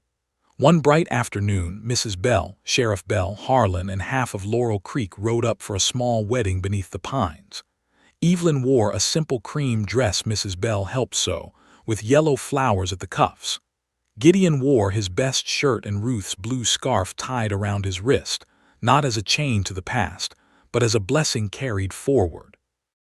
Daniel stood beside them holding the sign he had made months before, now carved properly by Gideon's hand. Vale and Mercer Homestead. When the preacher asked if Evelyn chose Gideon freely, her voice rang clear through the trees. "I do." When he asked Gideon if he would love, honor, and walk beside her through whatever came, Gideon looked not only at Evelyn, but at Daniel at the cabin at the mountain, and at the grave of the man he had been. "I will," he said. Afterward there was bread, stew, peach preserves, and laughter that startled birds from the pines. Daniel fell asleep before sunset with a biscuit in one hand. Harlan pretended not to wipe his eyes. Sheriff Bell claimed mountain dust was terrible that time of year. If this ending warmed your heart, don't forget to like this story and subscribe for more romantic Wild West tales where lonely roads, brave choices, and healing hearts find their way home. That evening, when the guests had gone and the last gold light lay over the meadow, Evelyn and Gideon stood beneath the new sign above the cabin door. The place had changed. Curtains moved in the windows. Bread cooled near the stove. 2 chairs sat by the fire, both worn now. A small desk stood near the wall for Evelyn's lessons. Daniel's carved horse rested on his shelf. The fox with the mended ear watched from the mantel, cracked and whole. Gideon took Evelyn's hand. "Any regrets?" he asked. She looked toward the road where she had once arrived, broken by storm, then toward the meadow where Daniel was laughing in his sleep through the open window. "Yes," she said. His hand tightened. She smiled up at him. "I regret not knowing sooner that home could feel like this." Gideon lowered his forehead to hers. The mountains turned purple in the falling light. The cabin glowed behind them, no longer a fortress against sorrow, no longer a grave with a chimney, but a living place filled with breath, memory, work, and chosen love. Evelyn had run from a life where she was promised like property. Gideon had hidden from a life where love could be lost. Together, they learned that belonging was not a chain, and home was not a place that trapped you. Home was the door you opened freely, the hand you reached for without fear, and the heart that chose to stay. And beneath the sign they had built together, with smoke rising into the peaceful western sky, Gideon and Evelyn stood side by side as survival finally became home.